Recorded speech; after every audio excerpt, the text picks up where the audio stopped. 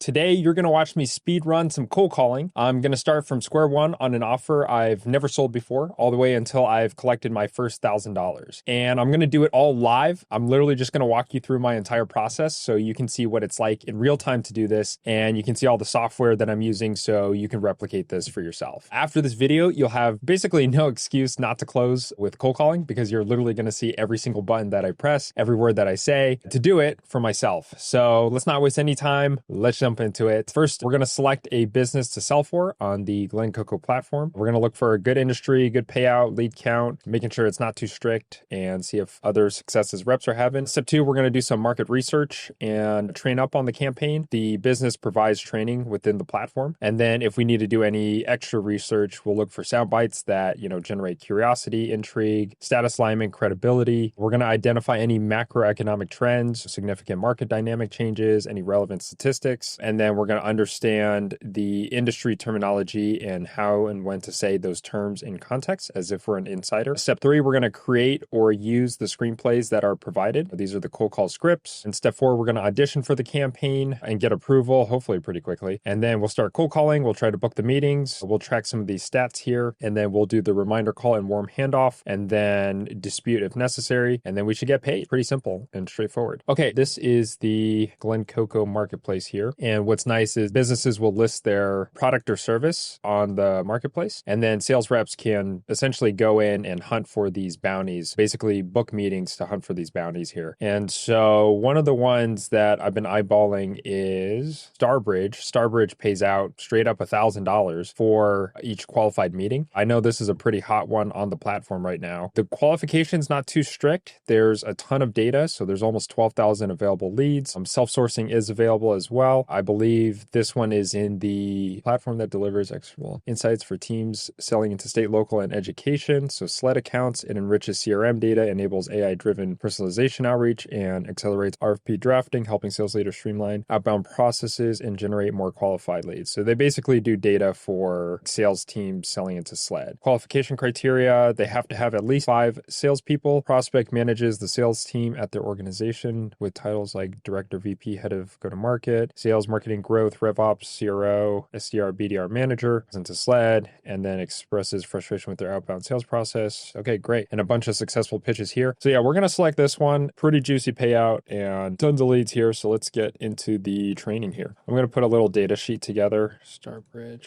Okay, we got to go quick. Year founded 2024. AI, government tech. Elevator pitch. A power platform that connects businesses with local governments. Core value prop is to monitor local government education. Signals.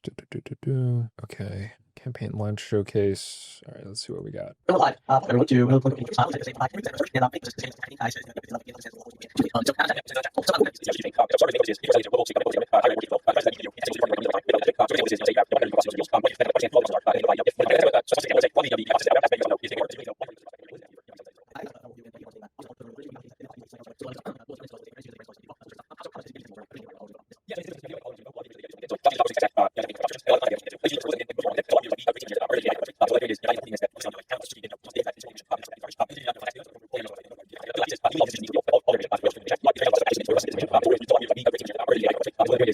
Minutes. Okay, so board meeting minutes are listed on, town of Wasasuki. Okay, so like municipal government board meeting minutes.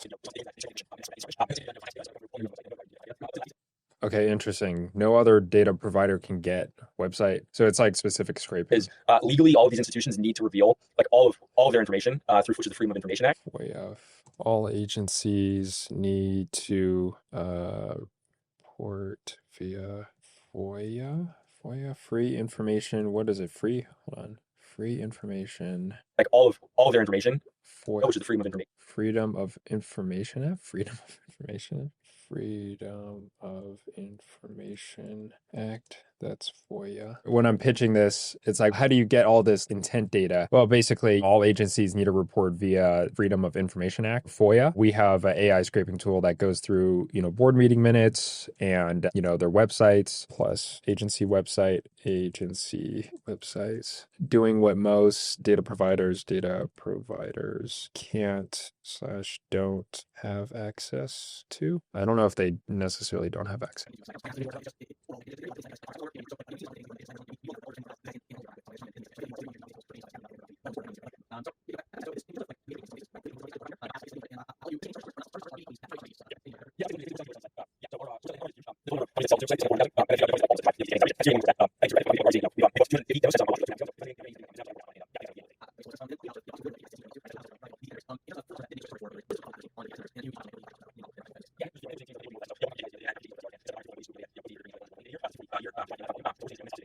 There's an angle here. Instead of hiring 2 SDRs at 120K fully loaded, there's an efficiency. 3 generating out of 7 10 signals. The second piece is just like higher conversion rates across the board. And so, for outbound campaigns, we're seeing anywhere from 7 to 10 times the conversion rates of a standard campaign. 7 to 10 times. Reduce headcount spend. That's probably one angle. And then 7 to 10x conversion rate of typical standard outbound campaigns. Okay. I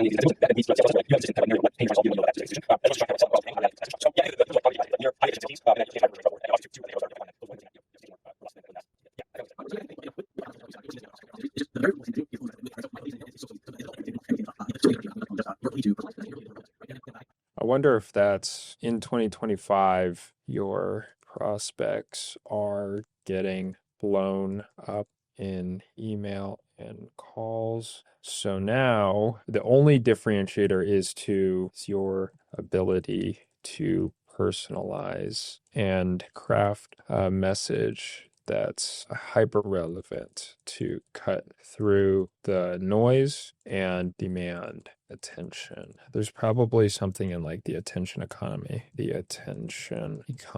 There might be a riff there. Economy. Okay. Through the noise. I run this podcast called that sold cloud deals to enterprises, and like his bread and butter is delving into like the 10Ks companies, right? Like that, and that's like issues. Going to the source for the context data is like a very important thing, and it's easier to do for like corporate entities than it has been for side entities, because like the corporate entities, they're filing something with like this like CC file, right? And that's not the same as like these entities where they have to make all of their stuff available via FOIA requests, but that's not necessarily common knowledge, and even if someone knew it, no one is sitting and filling out FOIA requests, right? So I think just the ability to personalize messaging to the SLED segment, right, is something that you guys bring in a way that just happens, right? The other thing that I was thinking about is, it's what's exciting if I kind of were in, your shoes as someone who's kind of calling into our prospects, is that we're also using kind of these intent signals to go after them. So in terms of like bang for your buck in kind of the time that you're spending calling, we're doing this internally, and we're seeing, if you compare just like blanket outreach to some random company, maybe you're going to get 1 out of 100, 2 out of 100. We're seeing them convert, 4, 5, 6 out of 100. And I think that's because we're leaning into like this information that we have. And so a good example of that is, we're targeting a prospect. We know who their top competitor is. And then we can say, so-and-so, like your competitor. 5 instead of converting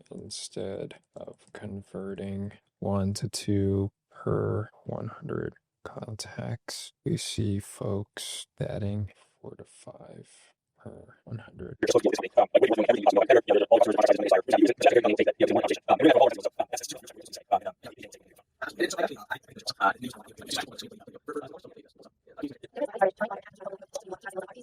Okay, hold on. Aggregate key buying signals. Okay, key buying signals like RFPs. Starbridge helps aggregate key buying signals like RFPs, board meeting mentions, strategic plans, competitor contracts. And this might be in the training later on, but I'm just taking notes because for me, repetition is the key to adult learning. I just like reminding myself over and over and over and over again. And like typing it out helps me kind of remember those things. Expiration dates, contract expiration dates. I think that's contract. The one unified view, making it much simpler to keep track of all these buying signals. Let's imagine that we're a company that sells EDs to government. And that's all under a single pane of glass. That's the platform.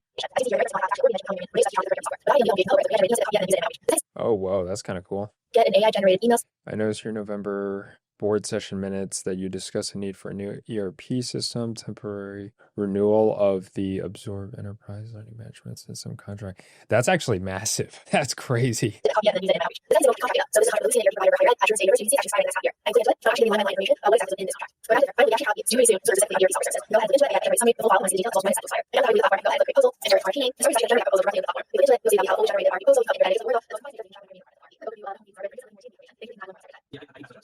think that demonstrates sort of you guys just give us sort of single class for like intent signals, like existing contracts for these entities, right? I think it's just all in place. The ability to go from that to personalizing. You guys are using AI to make it easy for you to you guys are using AI to help me auto respond basically RFPs, right? Like auto respond to RFPs, auto respond draft RFPs directly in the platform. This is crazy. Really quick. For those watching, I'm sure you guys know this request for proposal and these, especially when compliant, these multiple long, they can ask for multiple pieces of information, and you really have to fill out, but they're also necessary steps to engage with a lot of these client entities.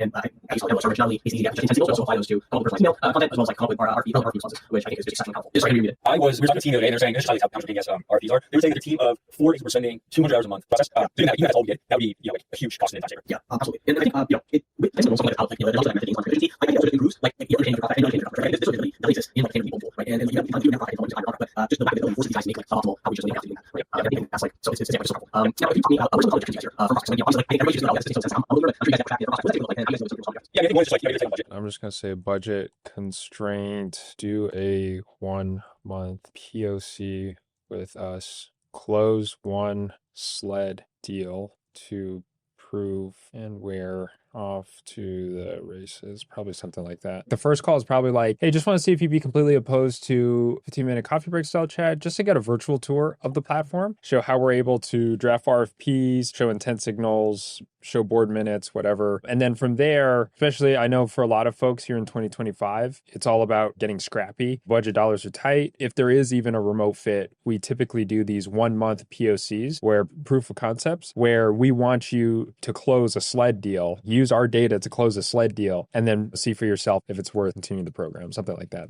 I mean, is there pricing on here? Features, use cases, about, resources, login, book a demo.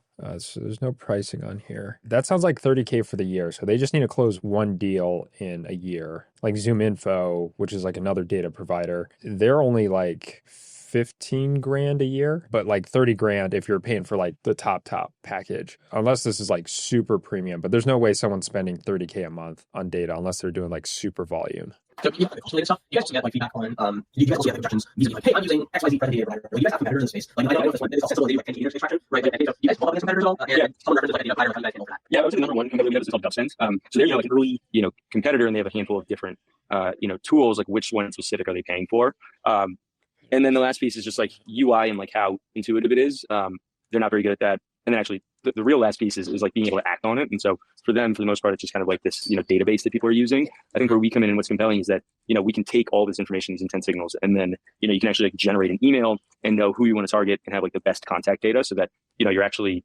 you're taking this market intelligence and you're doing something with it versus just kind of having this like information that may or may not be helpful. Yeah, that makes a ton of sense. And one other piece that's relevant is that, there's a handful of newer companies that are kind of coming in because, it is kind of like this AI gold rush. And so I would say if on these calls, 2 competitors come up, I would say 1, it's Nation Graph, and then 2, it's called Pursuit. Nation Graph, other competitors, Nation Graph, and Pursuit. I think we're just further along. So we go down the spectrum. Like, if these are super early, us, sometimes like building, ingesting the best in class data and best models that you can use to act on it. And then DubSense just wait for the long term separate cancels. Yeah, like DubSense is like an outsource essentially, and then everyone else is like needs some reasons where like you cover this. Yeah.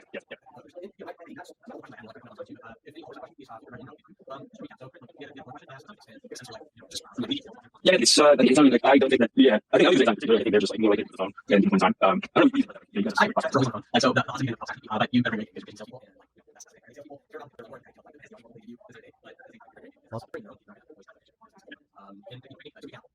This is pretty similar. It looks like generate talking points, generate prospecting email, chat with entity. Oh, that's interesting. By leveraging AI and leveraging to flesh out and stuff data that isn't that zero or available for the data and we have tools you can act on it, generate these and get customers. Yeah, I think community is huge. Customers don't necessarily need to select, but like if I go to select these part of our database, course log is huge. I'm just going to put this specifically in something course log. Yeah, Amira Learning is a huge name. Amira Learning. Yeah, Text-based. Yeah, Dovetail is one. I was just going to recommend Carousel. You can just any of those, like more often than not. All right, I think that's about it. Okay, so let's go product overview. Open sales, traditional. This is just a clip from the video. Suite of AI power tools designed to enhance proposal writing, measurement specifically. Key product includes RP repository, AI powered. Okay. Users, product knowledge base, CRM enrichment, buying signal and outbound tool. Converts these signals into actionable outbound strategies. Go-to-market intelligence platform for slide deals. Offers a platform that integrates group meetings, strategic plans. Yep. Snippets, opportunities, web scraping, FOIA requests, Freedom of Information Act. Refer to this website. Switch from GovSpend. Okay, so there's like a whole thing here. Okay, so we'll come back to that. Mark is complete. ICP, buyer persona. Significant part. That's kind of hazy. I mean, number one priority, yes, but significant part. Is that 50%? Is that 20%? So are they going to disqualify it if it's only a quarter of the revenue? Okay, we'll see. Let's see where we're at. Your VPs, note if you come across accounts, try and get a meeting with their manager. Okay, got it. Pinpoint. Time-consuming proposal process, lack of real-time insights, difficulty in identifying high-intent opportunities, instrument, outbound tool. Got it. I'm kind of breezing through this because number one, it's a speed run. I understand conceptually what this is. It's a data broker that has some extra bells and whistles. All right, searches in Mongo, CourseDog, Amira, GovWell. Okay, cool. Qualification criteria, sales qualified lead, sales focus. Okay. Should be good. Sales qualified lead criteria, selling into state local education, VP, manager plus, basically. Pain points, budget. A budget is vague. Leveraging AI, new technologies, intent data, sells into SLED. Okay, nice. Did I click into this? Did I miss this? What the heck? Call script example. Okay, so low energy, poor tonality, like a dog can smell a cat. Confident, professional eloquence, speak calmly, but also know how to modulate your pitch to sound excited at times. Okay, thanks. Okay, so we got the talk track here. This is a cold call, but really well-researched one. Do you have 20 seconds? Curiosity hook. I'm calling because we see early buying signals in your market that you can act on before an RFP drops. How are you spotting those right now? We're an AI platform that scans every corner of the public sector for early buying signals and build custom agents to track the ones that matter to you most in real time. By the time an RFP drops, it's already too late. We make sure you're in the deal before anyone else knows it exists. Conversation flow if they engage, ask follow-up questions. We'll layer in value responses. When you uncover a gap or pain, bridge to the close. Public sector strategy session. Okay. Public sector strategy session. 15-minute working session. Your market, identify the exact signals that matter to your accounts and outline a plan to break into them. After that, our engineering team can spin up custom AI agents for you, and we'll walk into the follow-up call with a live dashboard of accounts and contacts you can go after immediately. That's hot. If they stall or are short on time. Discovery questions. How are you prioritizing public sector accounts today? We help teams focus on a small percent of accounts, showing early buying signals. Okay. Do you have a way to identify in-market accounts before RFPs are released? Wait on formal bids. So a lot of teams, wait on formal bids. We actually help them get ahead and shape deals before they hit the open market. So your team doing much outbound, mostly inbound and RFP response. Spend less time. How much of your team's time goes into research versus actual outreach? Has your team ever been surprised by a competitor winning a deal before you even knew it was live? Okay. Do you feel confident you know where public sector budgets are going before they're announced? Checks funding flows, public meetings, and grant trails. Interesting, grant trails. Funding flows, public meetings, grant trails. Okay. By repositioning the strategy session as low commitment, high value. I understand. Sure. Okay, well, it just said if it's in a low-level SDR, don't book it. So book with the manager. Okay, Bull does. We already use a provider if pursuit teams often replace pursuit because they want deeper buying signals like competitor contract expirations, like meeting monitoring. If it's GovSpend, teams switch from GovSpend for more actionable data, verify contacts, expiration tracking. Okay, we have enough leads, 2 to 5% showing intent. Plan engage. In this strategy session, nice. Already tracks some agents to automate the parts that eat up your time. GovSpend's great. GovSpend, that makes total sense. GovSpend's great. I guess GovSpend pops up a lot. It's great at surfacing historical spend and showing what agencies have bought in the past. Where Starbridge really comes in is it's all about outbound timing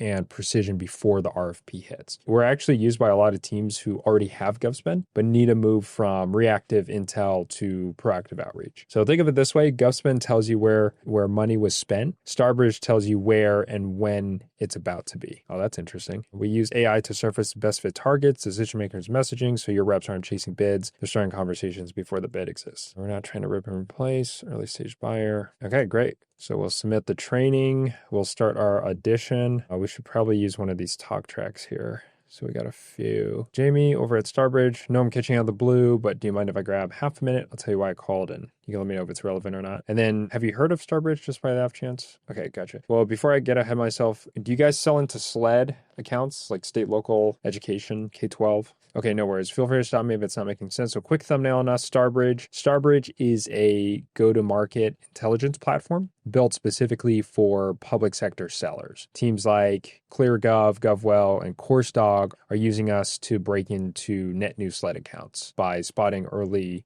buying signals before the traditional RFP window even opens. And so the big challenge we see right now and what we help solve is that most outbound motions in this space are still reactive, right? So you find out about the opportunity too late, you chase public RFPs with little context, and 80% of vendors are emailing the same generic. What our platform does is surface real-time pre-RFP buying signals from the sources most sellers don't have time to track. So think of contract expirations, board meeting minutes, strategic plans, budget line items. That's a lot. This should be like rule of three. Contract expirations, board meeting minutes, and even grant approvals, just to name a few. So to cut to it, we help your team connect the dots on who to reach out to, why now, and what to say. So you're entering the conversation when timing, funding, and relevance are actually aligned. But super simple, you may not have a direct need, or maybe you have used some type of intelligence before, but I just want to see if you'd be completely opposed to carving out 14, 15 minutes for a coffee break style chat just to walk through live buying signals we pulled in your market and how teams are building smarter outbound efforts around them. Would you be game to loop up, say, tomorrow or next week? Okay, that works. And then last thing before I cut you loose here, just so we can keep the chat short and sweet. Okay, question 2. Are you doing any type of intelligence now? Are you running any tools specifically for public sector? Civic, Sync, GovSpend, Authority, and then are you the one who taste tests? Okay, nice. That's not too bad. So thumbnail on us. Starbridge, we are a true AI-driven outbound platform built specifically for folks selling into the public sector. And so we help by spotting early buying signals before the traditional RFP window even opens. What we're seeing across teams right now, and really what we've helped remedy, is most folks are still stuck being reactive, right? You hear about the project after the fact, you're chasing RFPs you have zero influence on, and then by then it's a race to the bottom inbox fight. We now know that 80% of RFPs are pre-written for a selected vendor. So to cut to it, if your team is still piecing together SLED intel from 5 different tools, websites, or cold lists, we can give you one place that surfaces the right opportunities months earlier. So what our platform does is surface real-time pre-RFP buying signals from the sources most sellers don't even have time to track. So think of contract expirations, board meeting minutes, strategic plans, and even grant approvals, you name it. But to cut to it, we help your team create an actionable roadmap in who to reach out to, why now, and what to say. So you're entering the conversation when timing, funding, and relevance are actually aligned. But super simple, John, you might be already doing parts of this manually or working with enrichment tools like, Zoom Info or maybe GovSpend. Totally fine. But just want to see if you'd be completely opposed to carving out 14, 15 minutes for a coffee break style chat just to run an analysis specific to your market and see if there's something worth keeping in the back pocket. Just to run an analysis specific to your market and see if there's something. Okay. Would you be game to loop up? Say, okay. There's some sequencing things we can do, like there was one good riff, like 80% of RFPs are pre-written for a selected vendor. So it would probably sit right here. Quick thumbnail on us, and we help by spotting early buying signals before the traditional RFP window even opens. And so what we're seeing across teams right now, or what we're seeing in the market right now, how long was Justin at CourseDog? I don't even know what CourseDog is. Hold on, I have LinkedIn. So Justin is the CEO and he was at CourseDog. What do they do? Academic operating system for higher education. Okay, so they sold into SLED. Okay, that makes sense. So he built Starbridge because they were trying to find a better way to sell CourseDog into SLED. Yeah, that makes sense. So that means selling to SLED, our executive team has sold into SLED for the past more than half a decade here. Actually, this is since 2018. So that's what, 7 years? So over the past 7 years or so, our executive team has sold into the sled accounts. We basically built a tool to sell into it. And what we've seen, basically you want to build up the status here, right? After selling into sled for the past 7 years, almost decade, turns out 80% of RFPs are pre-written for selected vendors. So the question is, number one, is there a way to find those accounts or find those intent signals, find those RFPs before they hit the open market? And so to cut to it, our breakthrough lies in our AI-powered capability to send out these FOIA requests on your behalf in bulk. We sent 10,000 FOIA requests a month to hunt down or to find those back channel RFP, write-ups before everyone else does. Something like that. Okay, I think I got a good sense, but let's do the recording because it might take a little bit of time since it's a speed run here. It'll take a little bit of time for the approval to go through. So let's do that. And then that way we can wait on, we can do some work in the interim. Hi, my name is Micah Vu. I am currently the #1 rep on the Glencoco platform and looking forward to getting Starbridge some qualified meetings. Thanks. Hi, my name is Mike. All right, roleplay delivered the Starbridge AI script. Hey, John, this is Micah over at Starbridge. I know I'm catching out of the blue here, but do you mind if I grab half a minute? I'll tell you why I called and you can let me know if it's relevant or not. Okay, appreciate that. Have you heard of Starbridge just by the off chance? Okay, no worries. Feel free to stop me if it's not making sense. But quick thumbnail on us, Starbridge, we are a true AI-driven outbound platform built specifically for folks selling into the public sector. And we help by spotting early buying signals before the traditional RFP window even opens. Kind of what we're seeing across teams right now that sell into SLED, and really what we've helped remedy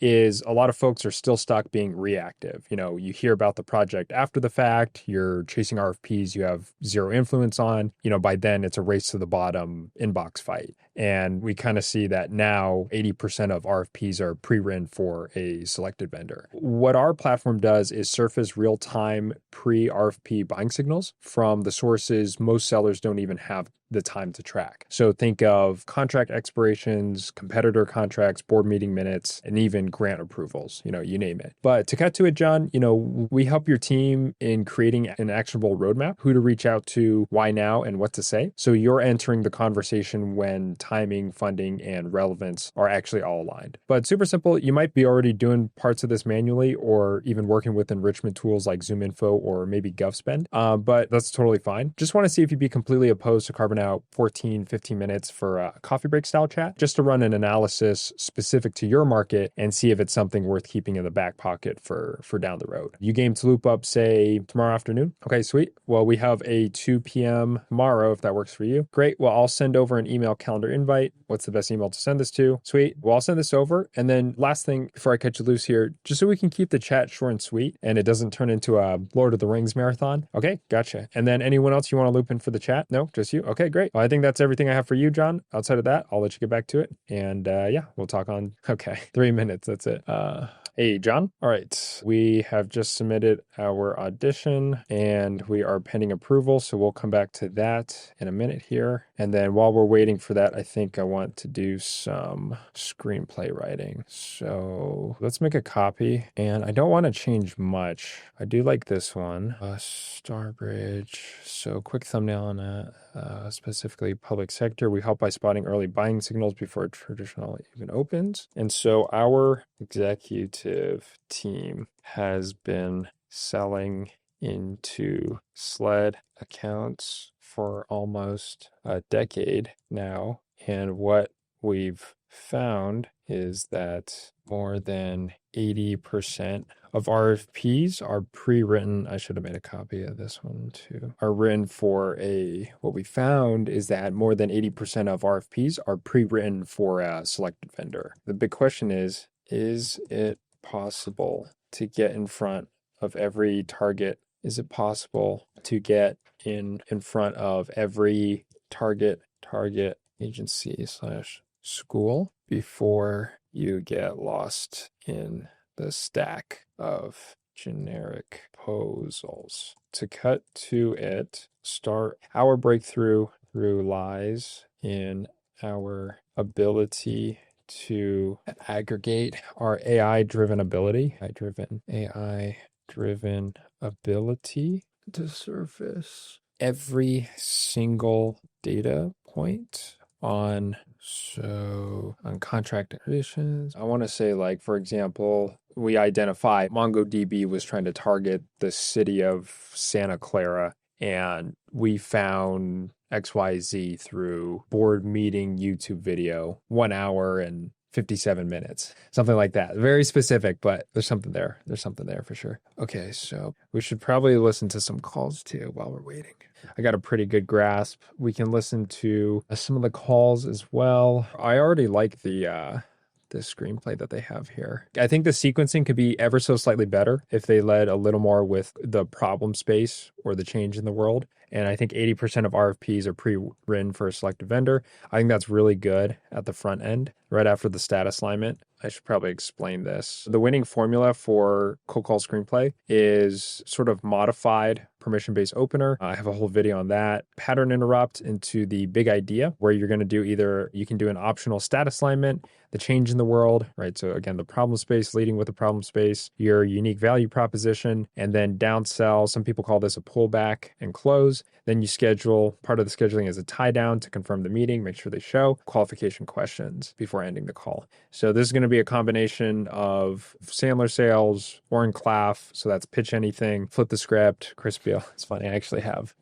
pitch anything here. Chris Beal and Corey Frank. That's like the market dominance theory. Chris Voss, never split the difference. Little straight line selling from Jordan Belfort, little Hermosian there, kind of offer value stacking as well. But yeah, just drawn from all sources to be super effective in outbound B2B cold calling. All right, so let's listen to a couple of the successful pitches, and then we'll work on a message while we wait approval here. Hello. Hey, Amanda. Yes.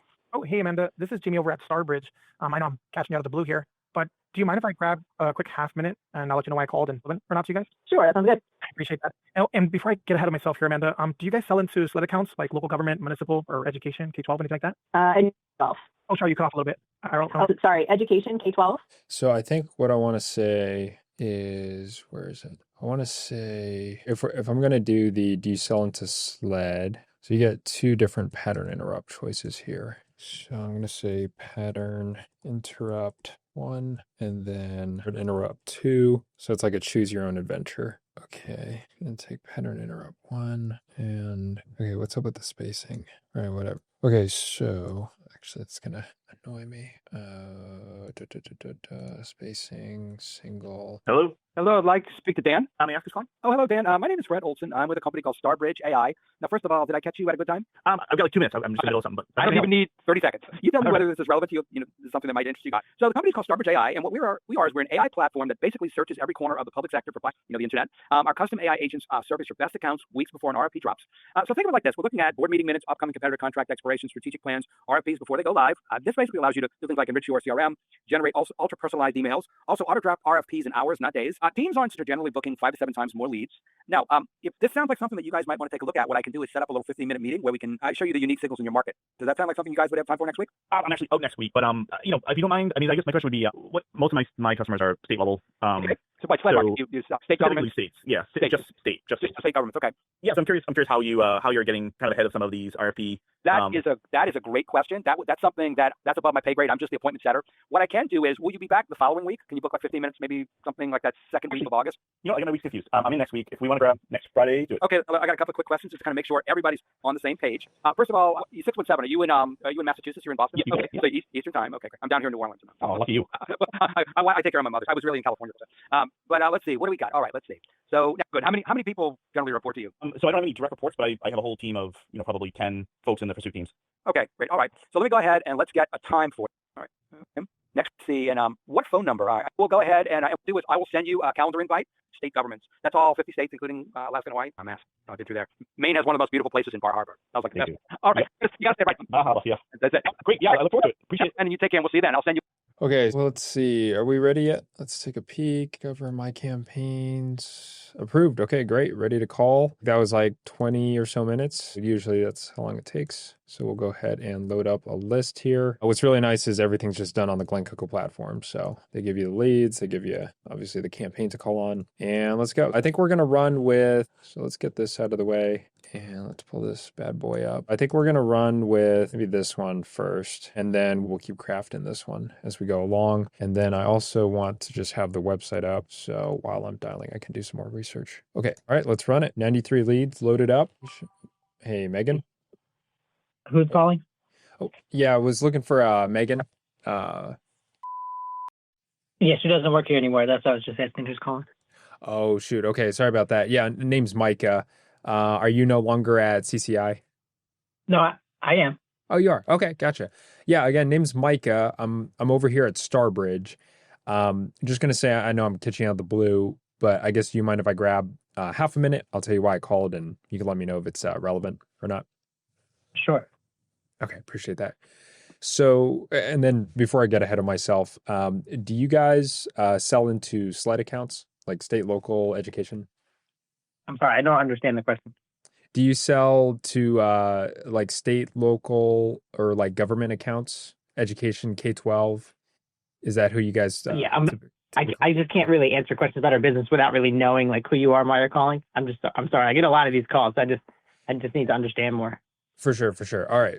Let's think. I'll give you the quick 10-second thumbnail and just cut me off if it's not in your wheelhouse. But Starbridge, we are a true AI-driven outbound platform built specifically for folks selling into the public sector.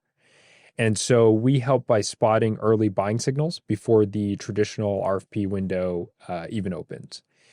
And so, what our platform does is surface real-time pre-RFP buying signals from sources, most sellers don't even have time to track. So think of contract expirations, competitor contracts, board meeting minutes, and even like grant approvals, you name it. But to get to it, we help your team in creating actionable roadmap in who to reach out to, why now, and what to say. So you're entering the conversation when timing, funding, and relevance are actually aligned. But super simple, Megan. Don't want to overstay my welcome here. And I know you might be using a tool like ZoomInfo or maybe GovSpin already, so totally fine. But just want to see if you'd be completely opposed to carving out 14, 15 minutes for a coffee break style chat. Just to share, kind of like a virtual tour of the platform and, share our lesser known approach to breaking into more SLED accounts. Do you happen to have your calendar available? I'm not interested at the time, but I can see what you do. I don't see a direct use case for what we do, but if you send me an email summary, I can get back to you if anything changes. Yeah, for sure. More than happy to send a note here. What is the best email to send a note to? Whatever email you have in the system, I'll get. If you had Megan's old email, I'll get it. Yeah, I had Megan.com. Yeah, I'll get that. Okay, sweet. Well, I'll send a note here and then, we'll go from there, see if it's relevant. All right, thank you. Okay, thanks. Bye. That was really weird. Okay, I'm just going to say not relevant persona. That's probably it. Not relevant, and it might not even be Megan. That's an odd one. Okay, I was kind of bouncing around here. I need to just clean this up. I'm not a huge fan of asking find out questions early on. I get that it saves time, but all right. Oh, hey, Antonio? Mm-hmm. Oh, yeah. Hey, Antonio. It's Micah over at Starbridge. I was just going to say, I know I'm catching out of the blue here, but I guess, do you mind if I grab half a minute? I'll tell you why I called and you can let me know if it's relevant or not. Sure. Okay, appreciate that. So, and then before I get ahead of myself, do you guys sell into SLED accounts, like state, local, education? So again, repeat that. Do you guys sell into like state, local, or like government accounts? Rarely. Like, not really. Not really? Okay. This might not be super relevant, but maybe I'll give you the 10-second thumbnail version and just cut me off if it's just outside of your swim lane. But quick thumbnail on us, Starbridge, we are a true AI-driven outbound platform built specifically for folks selling into the public sector. And so our team has been selling into SLED accounts for almost a decade now. And what we found is that more than 80% of RFPs are pre-written for selected vendors.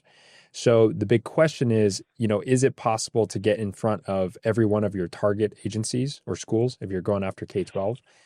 Before you get lost in the stack of generic proposals. And so to cut to it, Antonio, our breakthrough lies in our AI-driven ability to surface every single intent signal from crawling, board meeting minutes, contract expirations, and strategic plans, and doing it in a way where you can see line by line what your competitor is selling, who they're selling to, and, when those renewals are up. So pretty bananas in the space, but super simple. My timing's probably off. And like I said, we're not a fit for every team, but that's exactly why we've been hosting these 15-minute Zoom screen shares just to showcase the dashboards and AI in action. And then from there, if there's even a remote interest, the idea is to get some of these high intent accounts into your hands and see, if you guys can close one or two of them in a 30-day proof of concept. So yeah, would you be game to loop up, say, tomorrow afternoon? No, pass for now. Thank you, though. What's the name of the company again? So I can keep it top of mind. Yeah, Starbridge AI. So we're at Starbridge AI or starbridge.ai. Okay.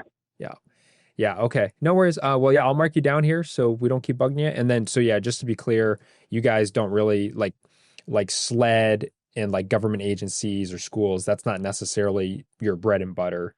No. But I just want to keep in mind this if at some point that was going to be the case. But that, by the way, nothing at this moment indicates that. I'm just want to be aware. For sure. Okay. But I appreciate the call. Yeah, of course. Yeah, no worries, Antonio. Thank you for everything. Yep. Appreciate it. Take care now. Okay. All right. Bye-bye. Bye. All right. So not relevant persona. SLED is not a priority for them. I'm going to say SLED accounts are not a priority for them. So that's twice now that they're like, what?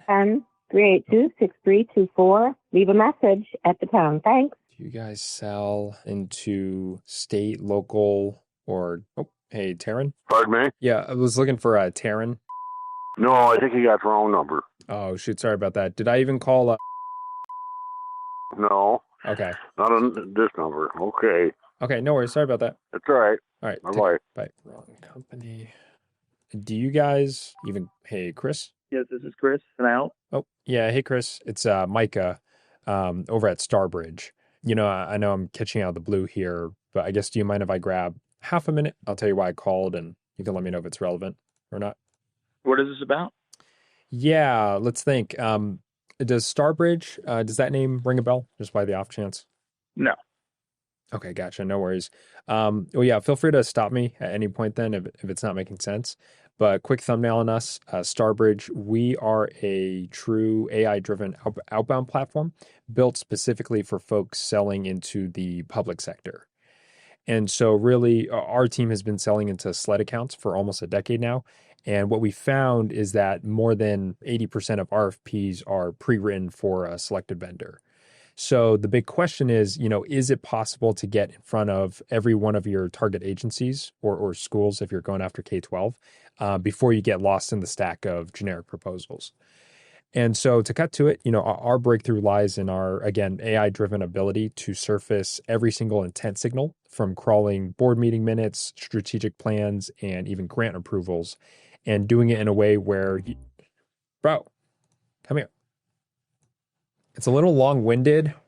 I don't love that it's like our team. I'll give him a call back though. Hello? Oh, yeah, Chris, can you hear me? Yeah, hello? Yeah, sorry, lost you there. Maybe I could cut to the chase. Where did I lose you at? You were talking about AI something. Yeah. So yeah, kind of our big idea is we're able to surface every single intent signal from crawling board minute meetings, strategic plans, and grant approvals. And then we do it in a way where you can see line by line, what your competitors are selling, who they're selling to, and when their contracts expire. If you don't mind, I'm not sure how this impacts me. I'm not in, I don't own a business or anything. Oh, shoot. Okay. Are you not at Pulse CFO nor Spring Health? No. You might have the wrong person. Gotcha. Okay. Sorry about that then. Yeah, I'll mark you down. No problem. Okay. Yep. No worries. Take care. Bye. Have a good one. Bye. You as well. Bye. All right. So someone picked up, but others do not. Person history. Okay. That's fine. Oh, hey, Sonia? Yeah? Yeah. Hey, Sonia. It's Micah over at Starbridge. I know I'm catching out of the blue here, but I guess, do you mind if I grab half a minute? I'll tell you why I called and you can let me know if it's relevant or not. Yeah, half a minute. Okay, clock's ticking. Appreciate that. Before I get ahead of myself, do you guys sell into government or education accounts, like SLED accounts? We sell to school districts.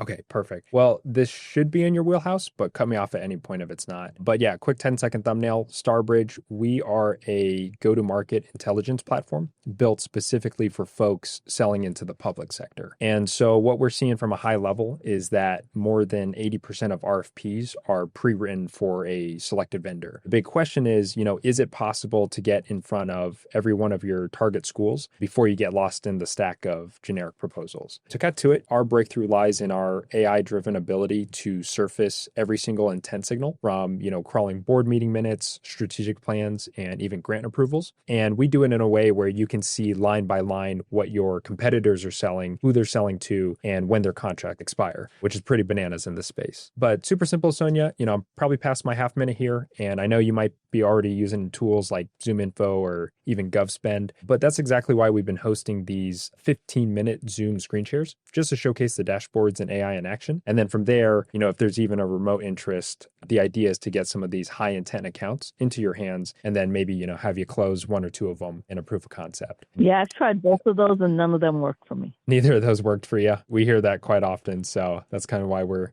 doing things a little different. Would you have any open slots maybe tomorrow afternoon? I don't know if intent really works for us. Oh, okay. How come? So I don't, yeah, because it's government. It's not, turns out you go after every single message or every single signal that's happening with school districts, and I can't use that. I need to know who's looking for routing software, period. That's it. So it's more of a who's searching for the specific long tail keywords that we're looking for. And I'm doing that already with another company called Pearl Divers. So that's what I'm using. No way. I used to work with Pearl Divers because they do the pixel. They do the pixels on the websites. Well, they used to, and then they used to do mail before that when they were Black Pearl Mail. So that's a small world. But okay, yeah. I don't want to waste your time, Sonia. Don't have the funds for anything else, okay? Yeah, definitely don't want to. Yeah, definitely. I'll mark you down here so we don't keep bugging you. I will say what you mentioned with like targeting specific people with like keywords and phrases is actually something we help out with. We don't want to inundate you with white noise. Again, we're not a fit for every team, but up to you. Would it be a ridiculous idea to kind of share a lesser known approach? And then from there, you can keep us in the back pocket for down the road. We have a meeting starting in 2 minutes, which is why I said you had half a minute. So yeah, if you want to check in next year, maybe, things have changed then. Okay. Thank you. Bye-bye. Nice. All right. Take care. Bye. Ooh, come on. Come on. Come here, Sonia. All right. We're going to go decision maker. I'm going to say not qualified. Pitch rejected, not qualified. Maybe timing. We'll give her 30 days. She won't make it in for this speed run, but dude, I was feeling that. I was feeling it. Okay, so her whole thing is long tail keywords. Dang. Okay, so hold on. I just didn't say the magic words.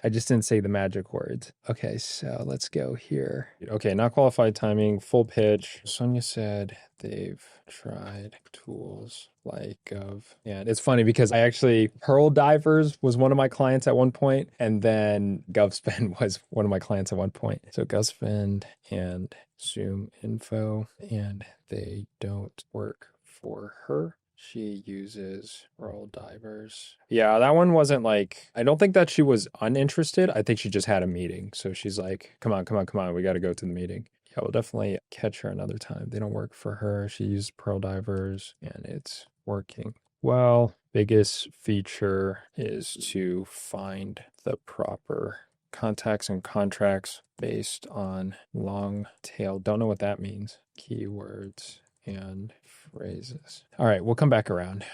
Oh, hey, Ellie? Yes. Yeah, hey, Ellie. It's Micah over at Starbridge. I know I'm catching you out of the blue here, but I guess do you mind if I grab half a minute? I'll tell you why I called and you can let me know if it's relevant or not. Yeah, for sure. Okay, appreciate that. Before I get ahead of myself, do you guys sell into government or education accounts, like SLED accounts? Yes. You do? Okay, great. So this should be in your wheelhouse, but yeah, feel free to cut me off at any point if it's not. Quick thumbnail on us, Starbridge. We are a go-to-market intelligence platform built specifically for folks selling into the public sector. vendor. What we're seeing from a high level is that, more than 80% of RFPs are pre-written for a selected vendor. The big question is it possible to get in front of every one of your target accounts, whether that's agencies or schools, if you're going after K-12, before you get lost in the stack of generic proposals? To cut to it, our breakthrough lies in our AI-driven ability to surface every single intent signal from board meeting minutes, strategic plans, and even grant approvals, and doing it in a way where you can see line by line what your competitors are selling, who they're selling to, and when their contracts expire. Okay. Pretty bananas in the space, but super simple, Ellie. My timing's probably off here, and I know you might already be using tools like, Zoom Info or GovSpend, maybe Pearl Divers. Maybe it's working, maybe it's not, but that's exactly why we've been hosting these 15-minute Zoom screen shares, just to showcase the dashboards and AI in action. And then from there, maybe you keep us in the back pocket. Yeah, we've actually been looking for, lead generation and that kind of thing. And based in the Denver area, do you guys cover nationwide, or are you region specific? We are nationwide, and we only do US. So as long as you guys aren't trying to target international contacts and accounts, we support all US regions. Okay, yeah. If you have time, maybe tomorrow, Friday, or next Monday, that would work best for my schedule for a quick intro. Yeah, for sure. Denver, are you guys Mountain Time? Yeah, Mountain Time. Mountain Time. So for tomorrow, let's see what we have. Honestly, yeah, it's fine. We've got an 8 a.m., 10, an 11:30, and a 2, if any of those slots work for you. Yeah, 8. Is that Mountain Time? Mountain Time, that's right. Okay, sorry. I'm in Minneapolis right now. So that would be 9 a.m. Central. I'll switch my Calendly to Central. Yeah, 9 a.m. at Central. Okay, that should work. Okay, cool. Well, what I can do, Ellie, I can make it easy on you. I'll send you an email calendar invite. That way our schedules align. And then if any fires or meetings pop up while you're traveling there, then you can just edit the calendar link. Okay, and what email do you have listed? Yeah, I don't know if this is still up to date, but I had... Is that... It's actually just Frederick. Okay, tech.com. Yes. Okay. Well, I'll go ahead and get this sent over. So yeah, whenever you see a pop-up, feel free to hit accept. That way, I know I didn't fat finger anything. But yeah, we'll keep this first chat high level. I do know some folks like to hone in on one or two specific areas, depending on, what's kind of holding them hostage. Maybe it's wasted time chasing low intent accounts, maybe missing RFP windows because, no one saw it in time, or maybe generic messaging is not quite landing. But I guess for your team, what's been the biggest roadblock lately? We had an inside salesperson and it wasn't generating enough meetings per week, and he left recently. So we're kind of looking for a platform that will kind of be all encompassing. For sure. Okay. That's definitely something we can support. And then anyone else you want to loop in for the chat that typically kind of kicks the tires on these things with you? Right now, just me. Eventually, I want to loop in my boss, but he kind of wants me to vet out some potential platforms. For sure. Okay. And then let's think. So you want to target specifically the Denver region, or what region did you mention and accounts? Denver is going to be our main priority. We're headquartered in Denver, and then we have locations across the country. For example, we have one in Arizona, one in Minneapolis, one in Chicago, and then Connecticut. So we're kind of across the board. But yeah, Denver right now is our main focus. Okay. Denver is the main focus. And then you guys target state, education? Kind of everything. Yeah, we do historically a lot of government facilities. We do a lot of public libraries. And right now I'm kind of also focusing on the private sector. But yeah, schools and universities are a good vertical for us to target. Gotcha. Okay. Sweet. Yeah, that's definitely in our wheelhouse. Okay. I think that's about everything I have for you. Anything else you want me to kind of take notes here? We can just make best use of the time, kind of showcase. I think that's good for now, and then we'll chat tomorrow morning. Okay. All right. Sounds good, Ellie. Well, yeah, appreciate the time here and looking forward to chatting. Oh, did you see the calendar invite come through? Let me check. Actually, let me make one adjustment. It might have come through already, but I'm going to edit one thing. I had Sentinel Maintenance, but then also, what's the actual name of the company?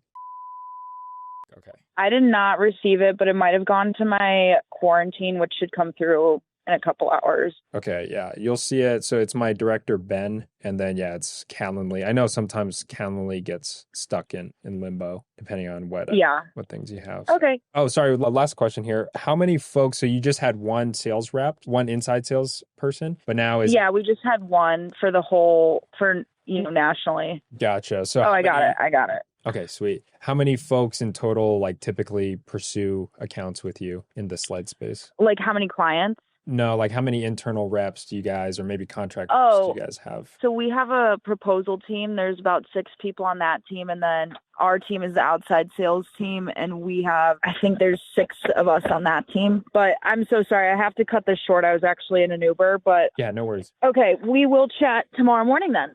Okay, yeah, sounds good. We'll talk then. All right, thanks. All right, bye. Thanks, take care. Bye. Boom! Here we go. All right, meeting scheduled. We are in business. Let's see how many it took to get there. It took 5 conversations with the right ICP. So 1 in 5, not terrible. 20% conversion rate. I think there was one earlier I definitely could have got. I'll take that one. Okay, so meeting scheduled 9/17, and we got it for tomorrow morning. So 6 outside sales reps, 6 folks on the proposal team, had an inside salesperson, couldn't deliver, looking for global accounts, public libraries, schools, universities. That's got to be primo for sure. At 8, I'm going to say 9 a.m. Central Time. Ellie said they are actively looking for a lead gen tool, as they had one full-time inside a sales rep, but they let that person go because they weren't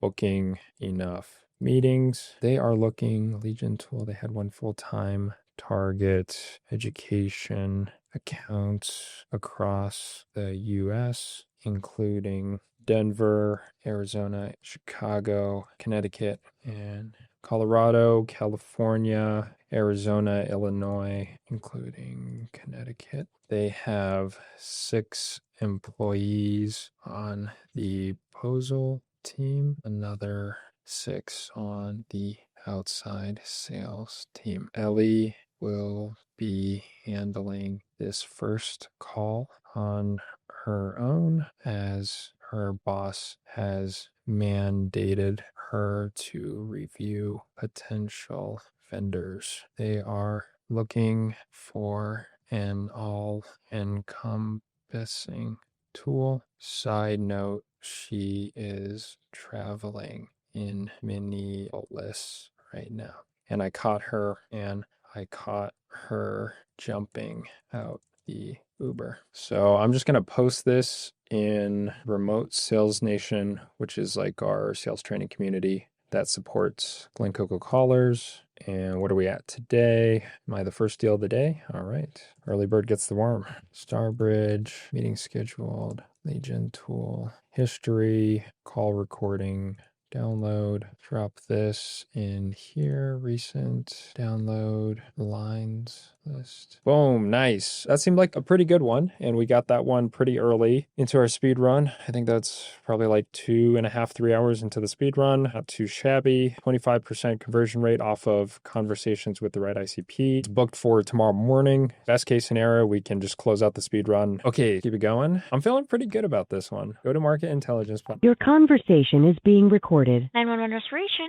How can I help? Hey, how's it going? I was looking for a Christian. I do apologize. Christian is not with us anymore. However, I can help you whatever Christian do for you. Oh, gotcha. Okay. Yeah. Do you know who took his place as the biz dev manager? Yep. Let me connect with you right now with him. Can I have your name and the information before I transfer it? Yeah. And what was their name as well? His name is Kyle. Kyle. Okay, cool. Yeah, just let Kyle know. Yep. It's Micah. Micah. Yeah, Micah from Starbridge. Starbridge. Okay. Give me a minute. I'm going to connect with you now. Okay. Thank you. Have a good day. You as well. Your conversation is being recorded. This is Kyle. How can I help you? Hey, Kyle. It's Micah over at Starbridge. We were previously connected with Christian, but I'm guessing it sounds like he's not there anymore. And you took his place? I'm not in sales, but I was his supervisor. Okay. Let me know if this is still relevant or not. Does Starbridge ring a bell, just by the off chance? I don't know, but he did not turn in his book of business when he left, so I don't know of all of his connections. I've still been trying to source that from his emails. Okay.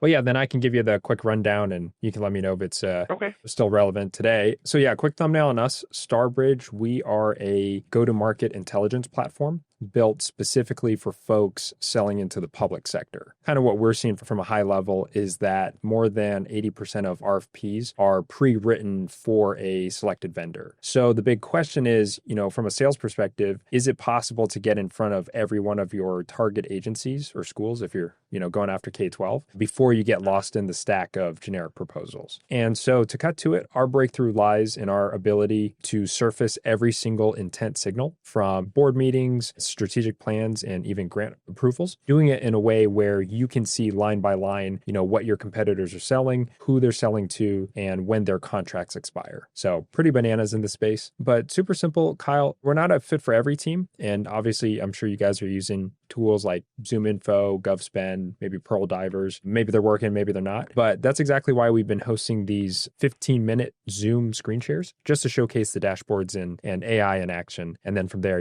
maybe you keep us in the back pocket for down the road. So yeah, would you be game to loop up for 15 minutes, say tomorrow afternoon? Yeah, but not tomorrow afternoon. I would be able to do, tomorrow's Wednesday, not Thursday. So I could do tomorrow afternoon. I just can't do Thursday. I'm sorry, I had my days off. Oh, no worries. And are you guys Eastern time or? Yes, we're Eastern time. Eastern time. So for tomorrow, we have a noon, a 1:30, and a 4. Noon sounds good. Okay, sweet. Well, I'll make it easy on you, Kyle. I'll send you an email calendar invite. That way our schedules align. Let's see. So yeah, I had all of Christian's info on this. I can give you my info if that's easier. Yeah, for sure. I'll go for it. My email is kbartle.com. Okay, sweet. Yep. And then what is a better phone number? Sure, it's 8020. 8020. Okay, sweet. Well, I just went ahead and sent it. So yeah, whenever you see it pop up, feel free to hit accept. That way I know I didn't fat finger anything. Oh, and then one thing we do ask, I know meetings and fires can pop up out of the blue. Totally fine, but how would you like to let us know if you can't make it? Probably via email. Okay, yeah, that works through the calendar invite. Okay. Okay, sweet. Well, I think that's about it. Oh, and then, yeah, so for this first chat, we'll keep it high level, like 10,000 foot overview. I do know some folks like to hone in on one or two specific areas, depending on kind of what's holding them hostage when they're, going after these sled accounts. Could be anything from, wasted time chasing low intent, kind of agencies, maybe missing the RFP windows because no one saw it in time. But I guess for your team, what's sort of the biggest roadblock been lately? Just at the moment, I don't particularly have a business development representative, so I need something that will assist me in my efforts until I can replace the position. It's a lot for me working for multiple different branches of this company and keeping up with like all of these things, because this isn't what I tactically do. I'm just kind of stepping in to fill the void, if you will. Another thing that I'm having roadblocks with is getting through the gatekeeper at certain companies. A lot of places are very much like right when you come in, they immediately like shut you down, shoo you away. So we've been trying to approach from like an inside sales perspective and kind of trying to connect with owners on LinkedIn, things of that nature. But we're trying to find like more creative ways to approach these vendors. Knowing when the contract expires is huge because that gives us like the perfect time window, like that sweet spot to kind of deal it. I don't like using that word, but essentially like acquire a new contract because they're coming to the end of another one. So like those things are actually pretty huge. For sure. So I do like that. That's definitely in our swim lane. And I think you'll be pleasantly surprised because we kind of have a holistic approach to reaching out to sled accounts, and you can kind of draft up RFPs and you have all that kind of line by line intel straight from the platform. Yeah, that's definitely something we can dive into. And then anyone else you want to loop in that typically kind of kicks the tires on these things with you? At this time, it's pretty much just me. I'm not going to lie. So Gotcha. Okay, no worries. Well, yeah, let me go ahead and let you get back to it here. Is there anything else you have for me you want me to kind of relay to the team here for our chat? No, I think that just kind of giving me a full presentation so I fully understand tomorrow would be great. Okay. And I haven't seen your email come through, by the way. Can we just confirm my email one more time? Yeah, let me see. Sometimes it takes a second because it's a Calendly link. It should be from Zach, my director, Husner. Oh, I just got it. It just took a second. I just got it. Okay, perfect. Okay. All right, Kyle. Well, yeah, appreciate the time here. And yeah, we look forward to chatting tomorrow at noon. And until then, stay safe. Okay. Yeah, you as well. Bye-bye. Okay. Thanks, Kyle. Take care. Bye-bye. Boom! Another one. And it's in the morning again. Let's freaking go. I think the highlight for that deal is it was a gatekeeper that said the contact was not available because that contact was no longer there. Me asking for the new replacement, me talking to the new replacement and finding out that there's a need and then booking them for a meeting. So that's a really good example of like, you just always got to find your deal. That's my mindset. Like, where's my next deal? And someone's out there. I just got to find them. Okay, meeting scheduled for 9/17/2025 at 12 p.m. Eastern Time. Originally, I was trying to connect with. However, the gatekeeper said he was no longer at the company and that Kyle took over. He needs to find another business development rep, but in the interim is looking for a tool to help him target these sled accounts. His biggest challenge is getting past gatebers. So looking any way to get to creatively to get around the front door is a focus. If any fires pop up, he will respond via the calendar invite. All right, good amount of context there. And we'll go ahead and post it in here again. Starbridge interim. Oops, spelled interim wrong. Okay, nice. Let's keep it going. Let's look at the stats. Little stat check-in. 1 hour, 22 minutes on the dialer, 11 pickups, 6 conversations with the right ICP, and 2 booked meetings. So that means we're booking 1 and 3. 33% conversion rate. Not too shabby. All right. I'm just going to grab his phone number real quick. Just make sure all the contact info is updated. All right. View account. Kyle, edit lead, 20. Nice. General manager, edit lead, general manager. All right, we'll keep that gentleman nice and clean. Okay, all right, looking good. Let's keep it going. We need to do that. Let's refresh it. General manager, boom. Okay, nice. Let's keep it going. Boy, I can't come to the phone right now, but please leave a message and I'll get back to you as soon as I can. Thanks so much. Bye. Email and continue dialing. Dude, the emailing tool on Glencoco, it's great. It's great when it works, and it's been working, so it's great. Good afternoon, Environmental. How may I help you today? Hi, good afternoon. Looking for John. Sure, I can double check if he is available. And may I know the reason for the call? Yeah, he should know. It's Micah. I'm sorry? I said he should know. It's Micah. Micah is your name? That's correct. Yep. Okay, thank you. And sorry, the company name that you're calling from? Yeah, Starbridge. Thank you. All right. And just to confirm, you are an existing client with us? Yeah, yes, he should know what this is about. Okay. All right. I will just put you on a brief hold to try his line for you, okay? Okay. Thank you so much. Hi there. Thank you so much for holding. Okay, I don't have him available, but I can send him a message for you if you would like. That's okay. I might just hit him on his personal line then. Okay, sorry about that. Yeah, no worries. All right, appreciate it. Take care. All right. All right, bye. You're welcome. Bye. All right, I'm not going to actually call his personal line. I'm just going to throw him back in the list and have the auto dialer do it. But we'll put it in there. Yeah, it's all about speed to conversation. So unless it's like a high intent, like a really strong referral or similar, I'll usually just throw them back into the dialer. Please leave your message for 97826511412. Boy, I can't come to the phone right now, but please leave a message and I'll get back to you as soon as I can. Thanks so much. Bye. Oh, hey, Don. Oh, hello. 3, 2, 1.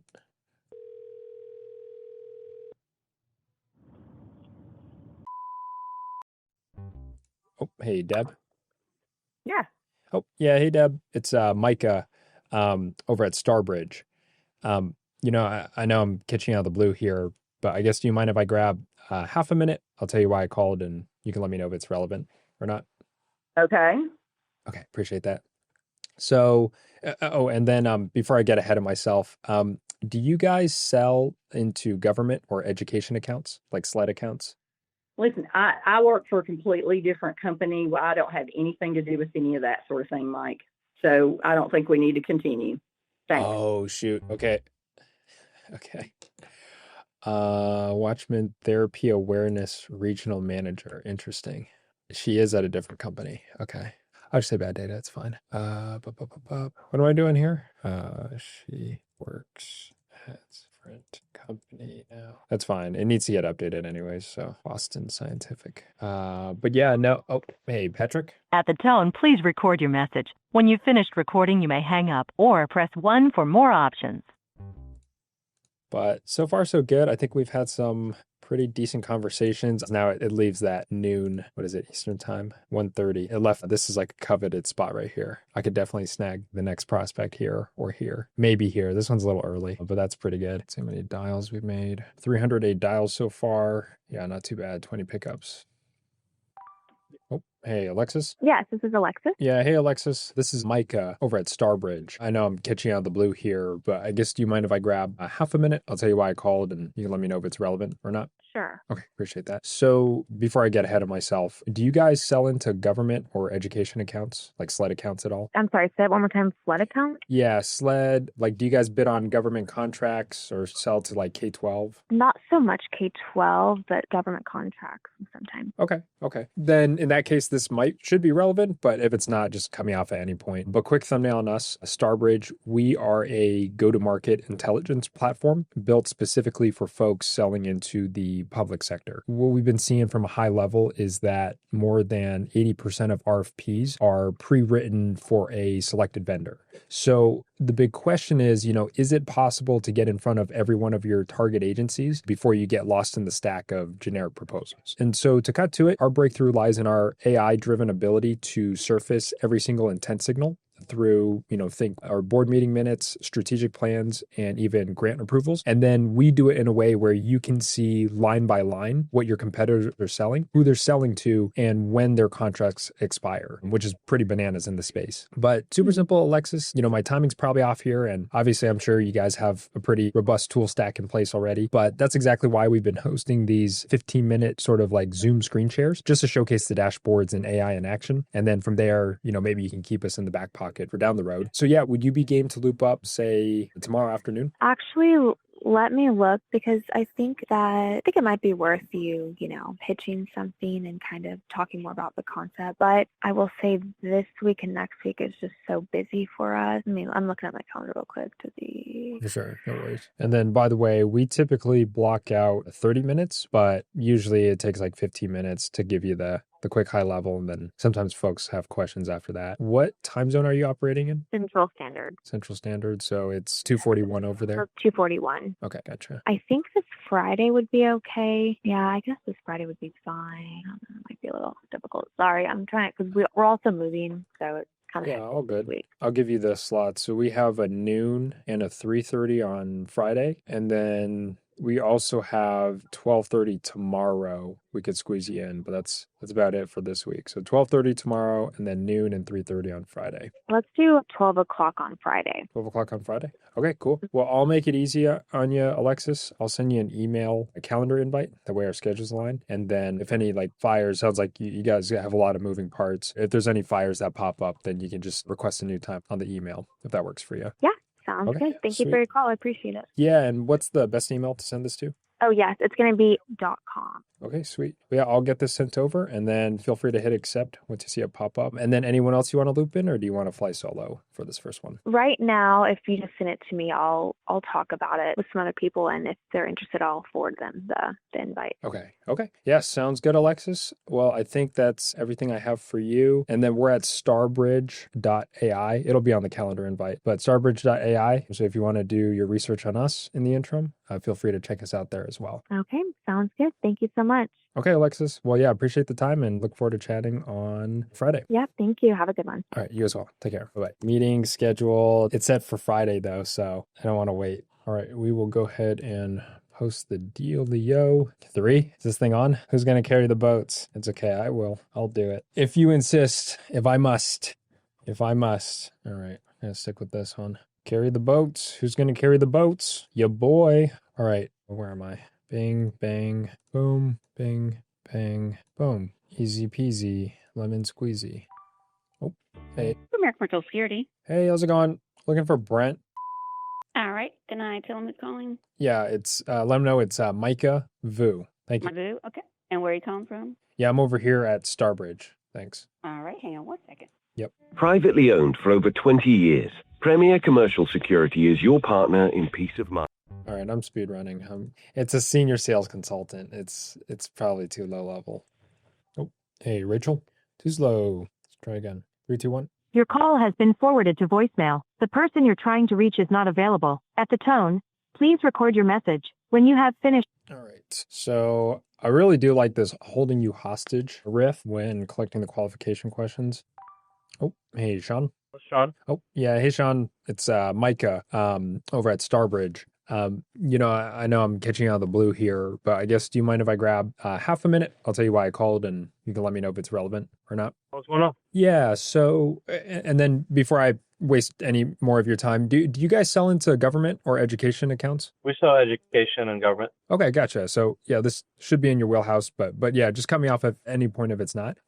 Quick thumbnail on us, Starbridge. We are a go-to-market intelligence platform built specifically for folks selling into the public sector. And so what we're seeing from a high level is that, more than 80% of RFPs are pre-written for a selected vendor. So the big question is it possible to get in front of every one of your target agencies or schools, if you're going after K-12, before you get lost in the stack of generic proposals? And so to cut to it, our breakthrough lies in our AI-driven ability to surface every single intent signal through, think board meeting minutes, strategic plans, and even grant approvals, and then doing it in a way where you can see line by line what your competitors are selling, who they're selling to, and when their contracts expire. So it's pretty bananas in the space. But super simple, Sean, my timing's probably off here. And obviously I know you and the folks are probably using tools already like ZoomInfo, GovSpend, maybe Pearl Divers. Maybe some are working, maybe some aren't. But that's exactly why we've been hosting these 15-minute Zoom screen shares, if you will, just to showcase the dashboards in AI in action. And then from there, maybe you keep us in the back pocket for down the road. So yeah, would you be game to loop up for 15 minutes, say tomorrow afternoon? Are these just webinars or are they scheduled meetings?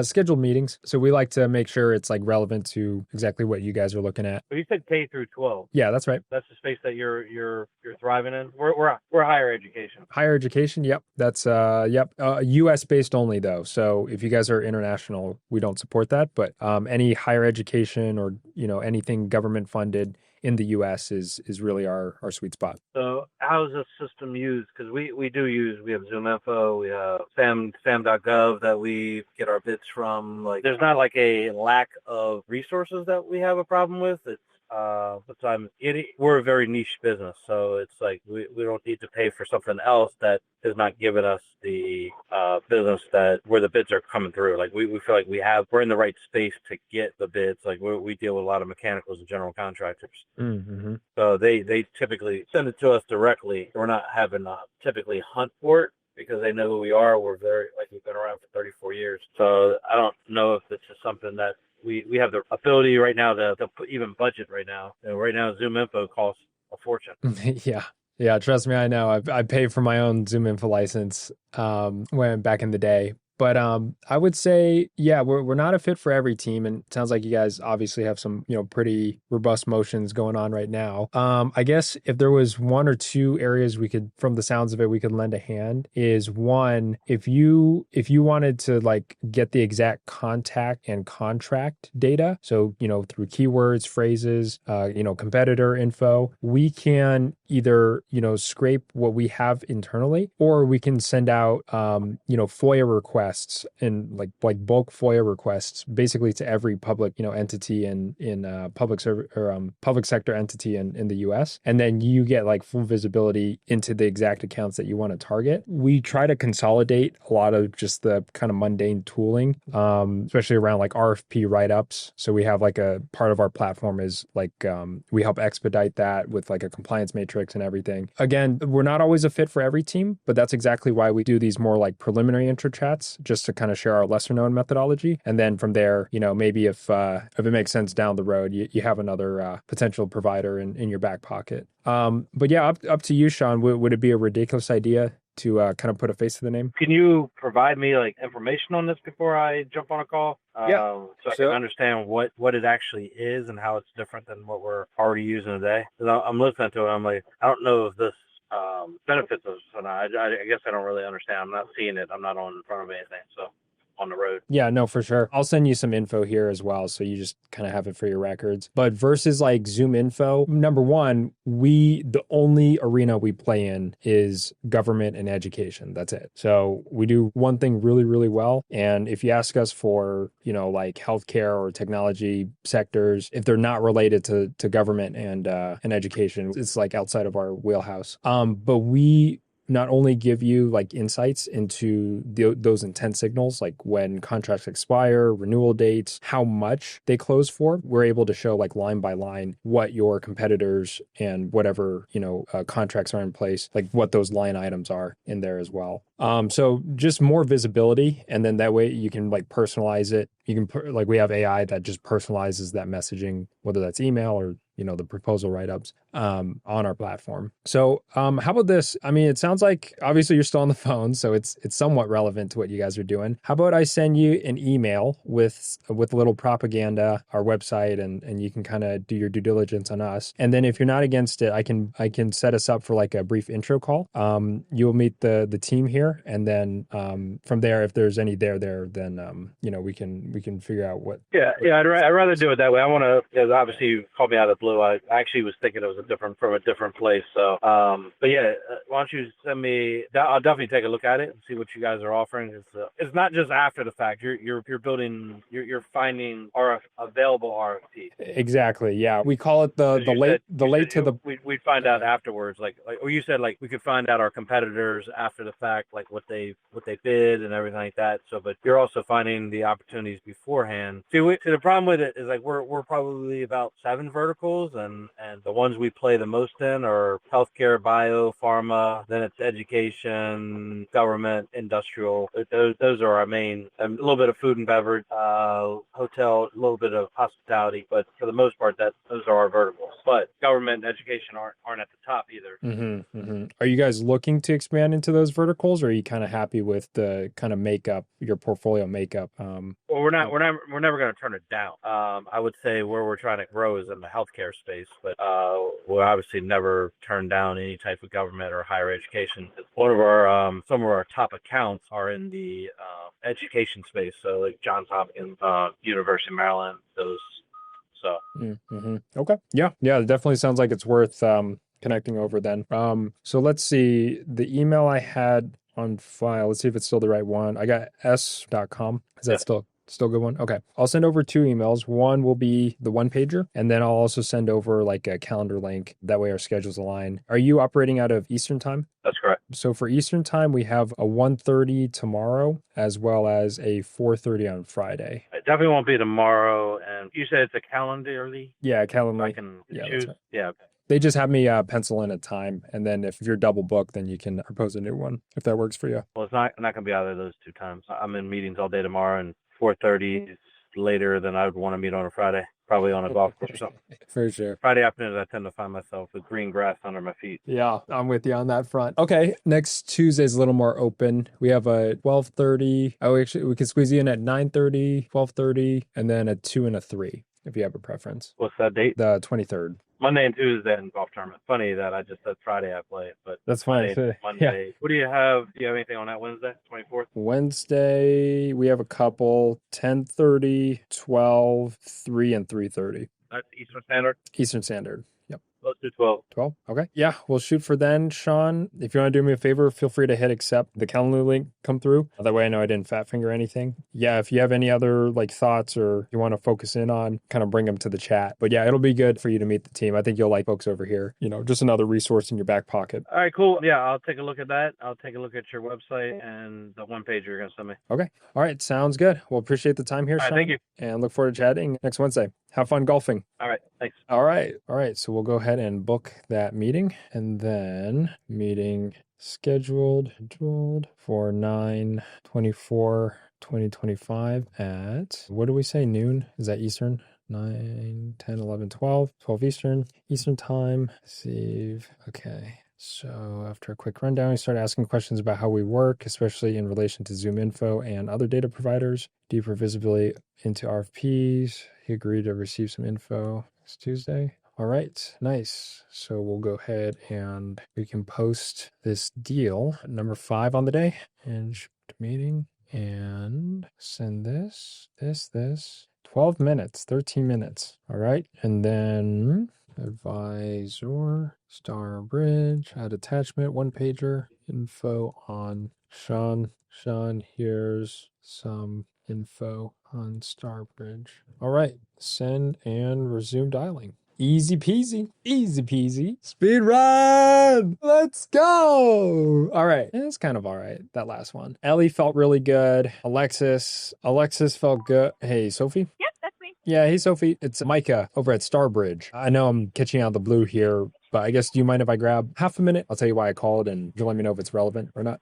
Okay, appreciate that. Before I get ahead of myself, do you guys sell into government or education accounts, like SLED accounts at all? Sometimes, but it's not everything, if that's what you've opened up. You said it's like not like a huge priority for you guys? No. Oh, okay, got it. I don't want to eat up too much of your time. We do data intelligence, like sales intelligence, specifically for folks selling into the public sector. That's probably not the best fit for us. I appreciate you reaching out. Okay, all right, no worries then, Sophie. Well, yeah, I'll let you get back to it then. Sounds good. Have a good one. All right, you as well. Take care. Bye-bye. Instant gunshot detection. This sounds like they should be selling into SLED. Gunshot detection. This is a small company, though. Okay. Sophie says they don't sell much into SLED accounts. That's weird. All right, let's see how we're doing so far. Almost 4 hours on the dialer. Not too bad. Okay, so this is really fascinating. Out of the 31 pickups, 17 are either bad data convos or convo wrong ICP. So 17 out of 31. 54% of the people I'm talking with are just not closable whatsoever. I guess it's potentially difficult. I don't know how difficult it is to only have a list of companies that sell into SLED. That might be relatively difficult to figure out, because is it like they only sell into SLED? Majority? Oh, hey, Jim. Yeah. Oh, yeah. Hey, Jim. It's Micah over at Starbridge. I know I'm catching out of the blue here, but I guess, do you mind if I grab half a minute? I'll tell you why. Oh, go ahead. Starbridge. Yeah, Starbridge. Does that name ring a bell by the off chance? No, it doesn't. Okay, no worries. Well, yeah, let me do this quick 10-second thumbnail, and if it's not relevant, just cut me off. But Starbridge, we are a go-to-market intelligence platform built specifically for folks selling into the public sector. And so what we're seeing from a high level is that, more than 80% of RFPs are pre-written for a selected vendor. So the big... Hey, man, go ahead. I retired June the 30th. Oh, nice. Congratulations. All right, see ya. Okay. Bad data. Retired.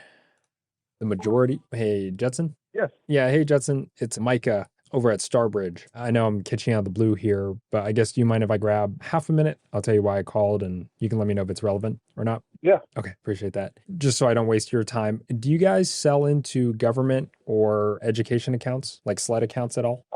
At Hayden Corp? Oh, shoot. I had you at... Yeah, no, I'm no longer with... Oh, gotcha. Okay. Yeah, then maybe it wouldn't be as relevant to what you're doing. I know Roberts Energy does. I do a lot of work, government and, the military, so I can definitely get you a point of contact if you need it. Yeah, actually, that'd be super helpful. His name's Eric. Sorry, you cut out there. Go ahead again. His name is Eric. Okay. Phone number is 4139. Okay, cool. Well, I'll give Eric a shout out here, and yeah, appreciate the help. Yes, sir. Okay, thanks, Judson. Take care now. All right, bye-bye. Easy peasy. We will take it. I'll take a referral. All right, so this one is bad data. Judson is no longer at Energy. Let's say Judson referred Eric. Right, and then we're going to make this the primary lead. I will call this as a one-off. Eric should be here. All right. Good afternoon, this is Eric. Hey, good afternoon, Eric. It's Micah over at Starbridge. Our mutual connection, Judson, told me to darken your door. I'll blame him for the interruption. But do you mind if I grab half a minute here? I'll tell you why I called, and you'll let me know if it's relevant or not. Yeah, for sure. Okay, appreciate that. Yeah, I'm not sure if he mentioned anything, but does the name Starbridge ring a bell, just by the off chance? It does not. Okay, no worries. Well, yeah, let me do this quick 10-second thumbnail. Feel free to stop me if it's not relevant. Yeah. Starbridge, we are a go-to-market intelligence platform built specifically for folks selling into the public sector. And so what we're seeing from a high level is that more than 80% of RFPs are pre-written for a selected vendor. The big question is, is it possible to get in front of every one of your target agencies or schools if you're going after K-12 before you get lost in the stack of generic proposal? And so to cut to it, our breakthrough lies in our AI-driven ability to surface every single intent signal through board meeting minutes, strategic plans, and even grant approvals. And we do it in a way where you can see line by line what your competitors are selling, who they're selling to, and when their contracts expire, which is pretty bananas in the space. Yeah, super simple, Eric. My timing's probably off here, and obviously I'm sure you have some tooling in place for something like this already, but that's exactly why we've been hosting the 15-minute Zoom screen shares, if you will, just to showcase the dashboards and AI in action. And then from there, maybe you keep us in the back pocket for down the road. Would you be game to loop up, say, tomorrow afternoon? Yeah, I could probably do that tomorrow afternoon. Okay. Let's see. Are you operating out of Eastern time? Yeah. Yeah. Eastern Standard. How's your 1:30 looking? 1:30 is fine for me. Okay, sweet. I'll make it easy on you. I'll send you an email calendar invite. That way our schedules align. So I got Eric. And what is the best email to send this to? So it's e.com. Okay, sweet. Boop, boop, boop. All right. Just sent it over to you. So yeah, whenever you see it pop up in your inbox, it'll be a Calendly link. Feel free to hit accept. That way I know I didn't fat finger anything. And then one thing we do ask, I know, meetings and fires can pop up out of the blue. Totally fine. But what's the best way for you to let us know? I can just email if you're sending me the invite that way. I can send the email back if I won't be able to make it. Okay. Yeah, that works for us. I know some folks like to, either text back or call back. Okay, sweet. And then last thing, and then I'll cut you loose here, just so we can keep the chat short and sweet. Obviously, Jetson mentioned you guys have sold to the government. You have like defense contracts as well. What would you say is sort of the biggest bottleneck holding you guys from like going after these SLED accounts? I think it's more just like access to all of the RFPs and being able to submit them in a timely manner, just because there's so many of them and everyone runs through a different hosting platform. So just being able to actually have access to them and get them all in is probably the biggest hurdle. Okay. That's definitely something we help folks punch above their weight class in. And then is there anyone else you want to loop in that typically kind of kicks the tires on these things with you? No, I actually pretty much handle all of it myself. We can keep it with me. It'll be fine. Okay, sweet. Yeah. Yeah, then we can keep it focused on kind of what you're seeing on the front lines. Anything else you have for me before I cut you loose here? No, I think I'm good. Okay. Well, yeah, appreciate the time here, Eric, and then look forward to chatting tomorrow. Awesome. I appreciate it. Okay. Thanks, Eric. Take care now. Bye-bye. All right, bye. And we did it. Yeah, let's go. All right. We did we accomplished our goal of booking every single available time that was on the calendar tomorrow.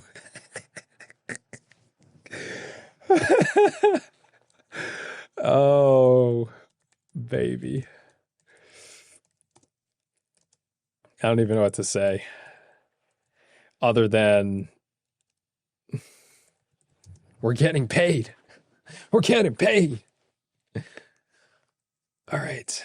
At 9/17/2025 at 1:30 p.m. Eastern Time, Eric was a mutual connection. Success to RFPs. All right, let's go.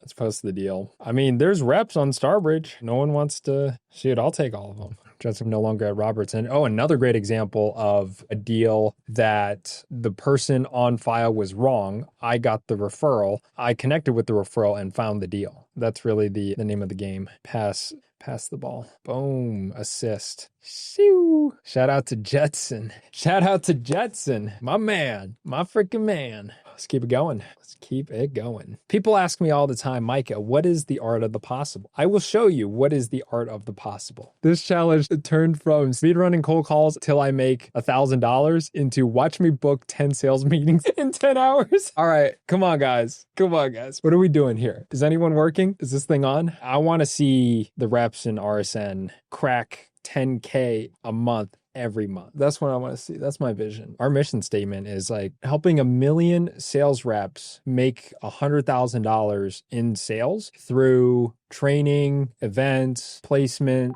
Oh, hey, Leah. Hey. Yeah, hey, Leah. It's Micah over at Starbridge. I know I'm catching out of the blue here, but I guess, do you mind if I grab half a minute? I'll tell you why I called, and you can let me know if it's relevant or not. Okay. Okay, appreciate that. Just to make sure I don't waste your time, do you guys sell into government or education accounts, like SLED accounts at all? I'm sorry, what was your question? Do we sign into them? Yeah, do you like target for your customers? Do you ever do like government bids, government contracts, or like do you sell to like K-12, higher education at all? Yes. We're usually a consultant though. You're usually a consultant. Okay, so Yeah, on like an architect will hold the contract with one of the government agencies. okay. And So we're under oh, go ahead. we're under the architect usually. That makes sense. Well, yeah, let me do this. I'll give you the quick 10-second rundown and then just cut me off at any point if it's not relevant. But quick thumbnail on us, Starbridge. We are a go-to-market intelligence platform built specifically for folks selling into the public sector. And so what we're seeing from a high level is that more than 80% of RFPs are pre-written for a selected vendor. The big question is, is it possible to get in front of every one of your target agencies or schools, if you're going after higher ed, before you get lost in the stack of generic proposal? And so to cut to it, our breakthrough lies in our AI-driven ability to surface every single intent signal through board meeting minutes, strategic plans, and even grant approvals, and doing it in a way where you can see line by line what your competitors are selling, who they're selling to, and when their contracts expire. Pretty bananas in the space, but super simple. Go ahead. We already have a contract with Tech, and I'm not sure when we renewed that. If it was recently renewed, I feel like my renewal date is sometime in January, but I'm not sure if it's upcoming or if it's the following. We usually do 2-year contract. Okay. So that would be a competitor, correct? Am I their GovWin? That's kind of like our sourcing platform is what you do. Is that correct? Yeah, no, this is pretty similar. Find and win government contracts with analyst insights. Yeah, there could definitely be some overlap. Definitely don't want to rip and replace, especially if it's working well for you guys. I do know a lot of folks like to do sort of these like apples to apples comparisons just because we have, we're kind of sort of that new wave of AI capability. Don't want to waste your time. Would it be a ridiculous idea to kind of share our capabilities and then from there maybe you keep us in the back pocket for the renewal time? Yeah, that's fine. I don't have any time this week, but maybe the following week. Let me see what we've got. Pretty slammed for us. For Tuesday, we've got a 9:30, a 12:30,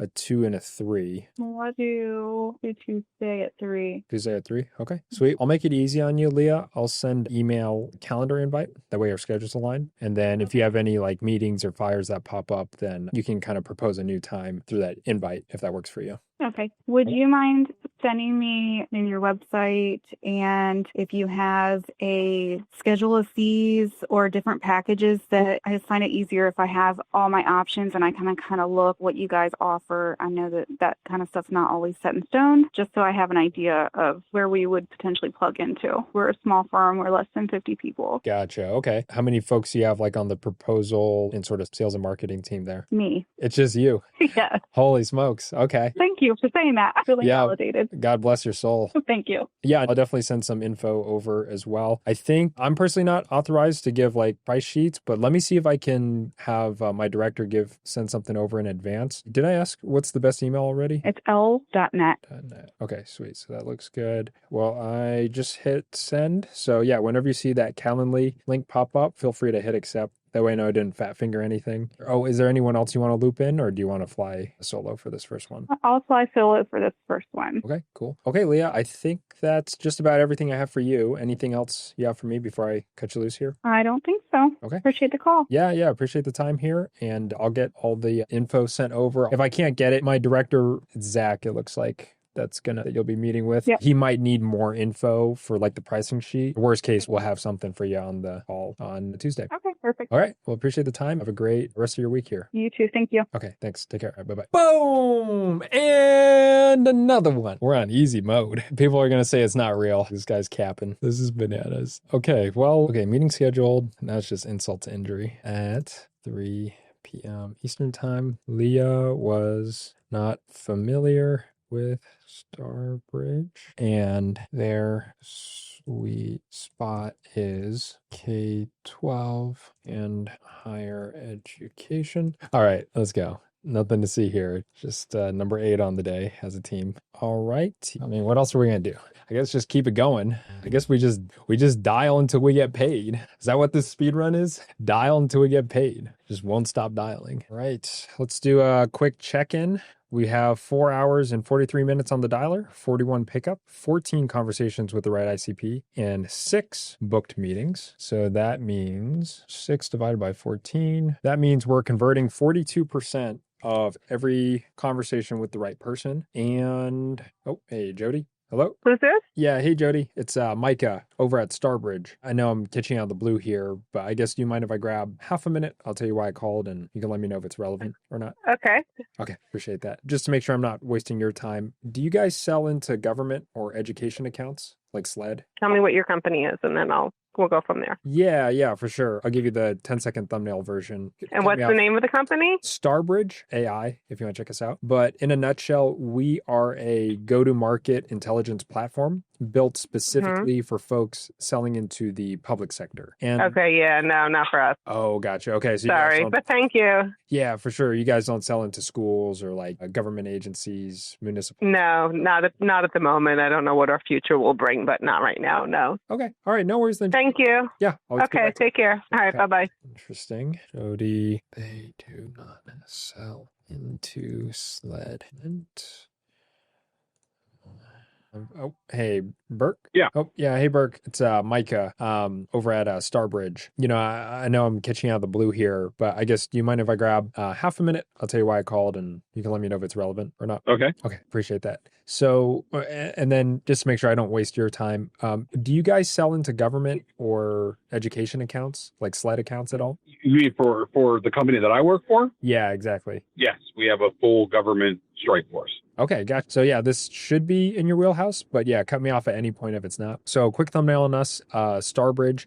We are a go-to-market intelligence platform built specifically for folks selling into the public sector. And so what we're seeing from a high level is that more than 80% of RFPs are pre-written for a selected vendor already. So the big question is it possible to get in front of every one of your target agencies or schools if you're, targeting K-12 before you get lost in the stack of generic proposals? And so to cut to it, our break. Sorry to interrupt. When you say K-12, you mean K through 12? K through 12, yeah, excuse me. Higher education. But yeah, I'm not even involved in that. I'm dealing with like university accounts, specifically deal in surgical residency programs for what I do for a living. Oh, nice. Okay. We definitely help with universities as well, as long as they're, like government funded. So maybe I can kind of cut to it.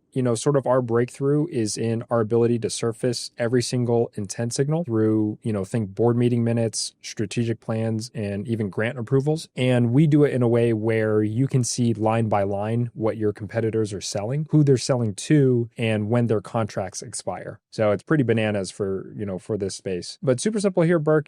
I don't want to overstay my welcome. And, obviously we're not a fit for every team. But that's exactly why we've been hosting these like 15-minute Zoom screen shares, if you will, just to showcase the dashboards and AI in action. And then from there, maybe you keep us in the back pocket for down the road. Yeah, well, in the dental business, there's only 46 dental universities in North America that we work with. And we have a contract with every single one of them that expands our entire portfolio. So the one thing about our business, we're kind of unique in dental, and we have really our dental schools, we're really kind of training on everything that we make. I mean, it's a very lucrative and profitable platform that we're in. So we're just not seeking any help for it. We don't really need it. If we make it, they use it, and they need us to do the training. So it's really kind of like a lockdown program, but I just don't think we're a fit. But I wanted to hear you out because, I'm in sales and I understand, you're trying to find the right niche, and I get that. So I wanted to give you that, but I just don't think that we're a good fit from what I do. No, for sure. Yeah. Appreciate the candor. No, you got it. You got it. I wish the best of luck to you finding the right candidate. I think it sounds like you have a neat product. Yeah, absolutely. I feel like in a lot of ways we're kind of taking this vertical by storm. We're at like all the trade shows, and we've had some pretty good successes with sort of our outreach. Sometimes we miss the mark, like in this case, but because sometimes it's a little fuzzy. Like, yes, you work with government or SLED, but like you said, it's more of a, I don't know, what would you say, like uncommon model? Yeah, I should say. Yeah, but many of the deans sit on our board. It's it's a good thing. But I appreciate your time. Yeah, absolutely. All right, Burke. Well, I'll let you go back to it. All right, take care. All right, bye. Okay, bye-bye. All right, not relevant persona. He's a decision maker, but I'm just gonna say not relevant. Oh, hey, Jack. You have the wrong number. Oh shoot, sorry about that. Did I call the Pete store? Please leave your message for 347. So he corrected me. I think he said K through 12. Oh, hey, Chad. Who is this? Oh, yeah. Hey, Chad. It's Micah over at Starbridge. I know I'm catching out of the blue here, but I guess, do you mind if I grab half a minute? I'll tell you why I called, and you can let me know if it's relevant or not. Well, if it's a sales call, it's probably not relevant. So, because I'm not in the market for anything. So, but you can take me off the list. Thanks. Interesting. Do not call. Requested DNC. Please leave your message for 571. All right, let's see if we can get lucky number 7. And then I do have a hard stop at 3:30. So I'll probably pop off. Oh, hey, Sarah. Hello. And, hey, Johanna. Yes, phone. Oh, yeah. Hey, Joanna, it's Micah over at Starbridge. I know I'm catching out the blue here, but I guess, do you mind if I grab half a minute? I'll tell you why I called, and you can let me know if it's relevant or not. Okay, appreciate that. Just to make sure I'm not wasting your time. Do you guys sell into like government or educational accounts or like SLED accounts at all? No, I think I actually talked to a colleague. I don't forget if it was you, honestly, maybe 2 or 3 months ago. And we concluded that this was not a fit. We don't sell into those organizations. No. Gotcha. Okay. Because I'm looking at your LinkedIn here because you guys obviously do construction, but you're not building at all for like schools or universities, like cities or state agencies at all? No, we do some of that, but it's usually through private clients. We don't work a lot through municipalities directly now, at least in our region. Yeah, I mean, other regions might, and that wouldn't be the Dayton area. And the federal work that we do with government contracts is done through the Corps of Engineers. So we don't feel like we need any like leave or anything for that. Makes sense. Okay. All right. No worries. Well, yeah, that makes this call a little easier. So I'll mark you down so we don't keep bugging you. But outside of that, I'll let you get back to it here. All right. Awesome. Thanks. Have a good evening. All right. You as well. Take care. Thanks. Bye. All right. Bye. All right. Not relevant persona. Don't sell to SLED. Oh, hey, Jamie. Yeah. Oh, yeah. Hey, Jamie. It's Micah over at Starbridge. I know I'm catching out of the blue here, but I guess, do you mind if I grab half a minute? I'll tell you why I called, and you can let me know if it's relevant or not. Sure. Okay, appreciate that. So I don't want to waste your time. Do you guys sell to like government or educational accounts, like SLED at all? I believe so. Okay. Well, this should be relevant, but feel free to cut me off at any point if it's not. But yeah, quick thumbnail on us. Starbridge, we are a go-to-market intelligence platform built specifically for folks selling into the public sector. And so what we're seeing from a high level is that more than 80% of RFPs are pre-written for a selected vendor. And so the big question is, is it possible to get in front of every one of your target accounts, maybe schools or agencies, depending on who you're going after, before you get lost in the stack of generic proposals? And so to cut to it, Jamie, our breakthrough lies in our AI-driven ability to surface every single intent signal through, think board minute or board meeting minutes, strategic plans, and even grant approvals. And we do it in a way where you can see line by line what your competitors are selling, who they're selling to, and when their contracts expire, which is pretty bananas in this space. But super simple. My timing's probably off here, and I know you and the folks probably have some, similar tooling like this in place already. But that's exactly why we've been hosting these 15-minute Zoom screen shares, if you will, just to showcase the dashboards and AI in action. And then from there, maybe keep us in the back pocket for down the road. So yeah, will you be game to loop up, say, maybe next Tuesday? So I don't make those decisions. That's my director of sales. So when we're I guess we're an hour behind you. Is it 4:00 in Texas?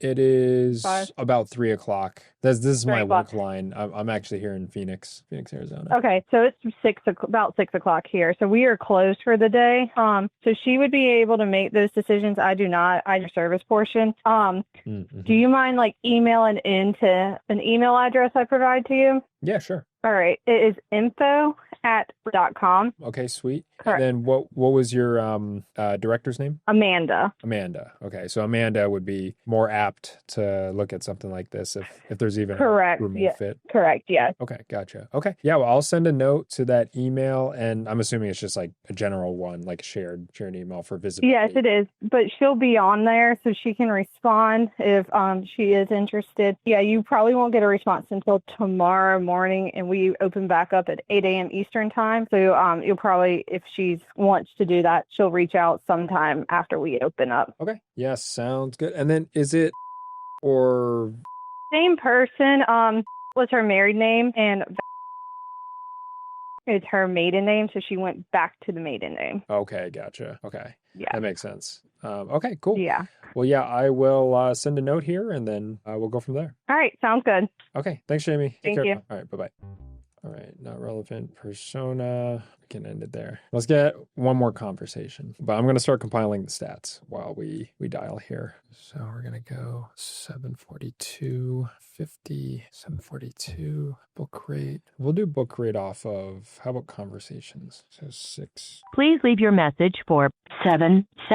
Or true book rate. 6 out of 16. Bad data, poor source. So 12 plus 17 equals 29 divided by pickups 50, which equals show rate. We'll see.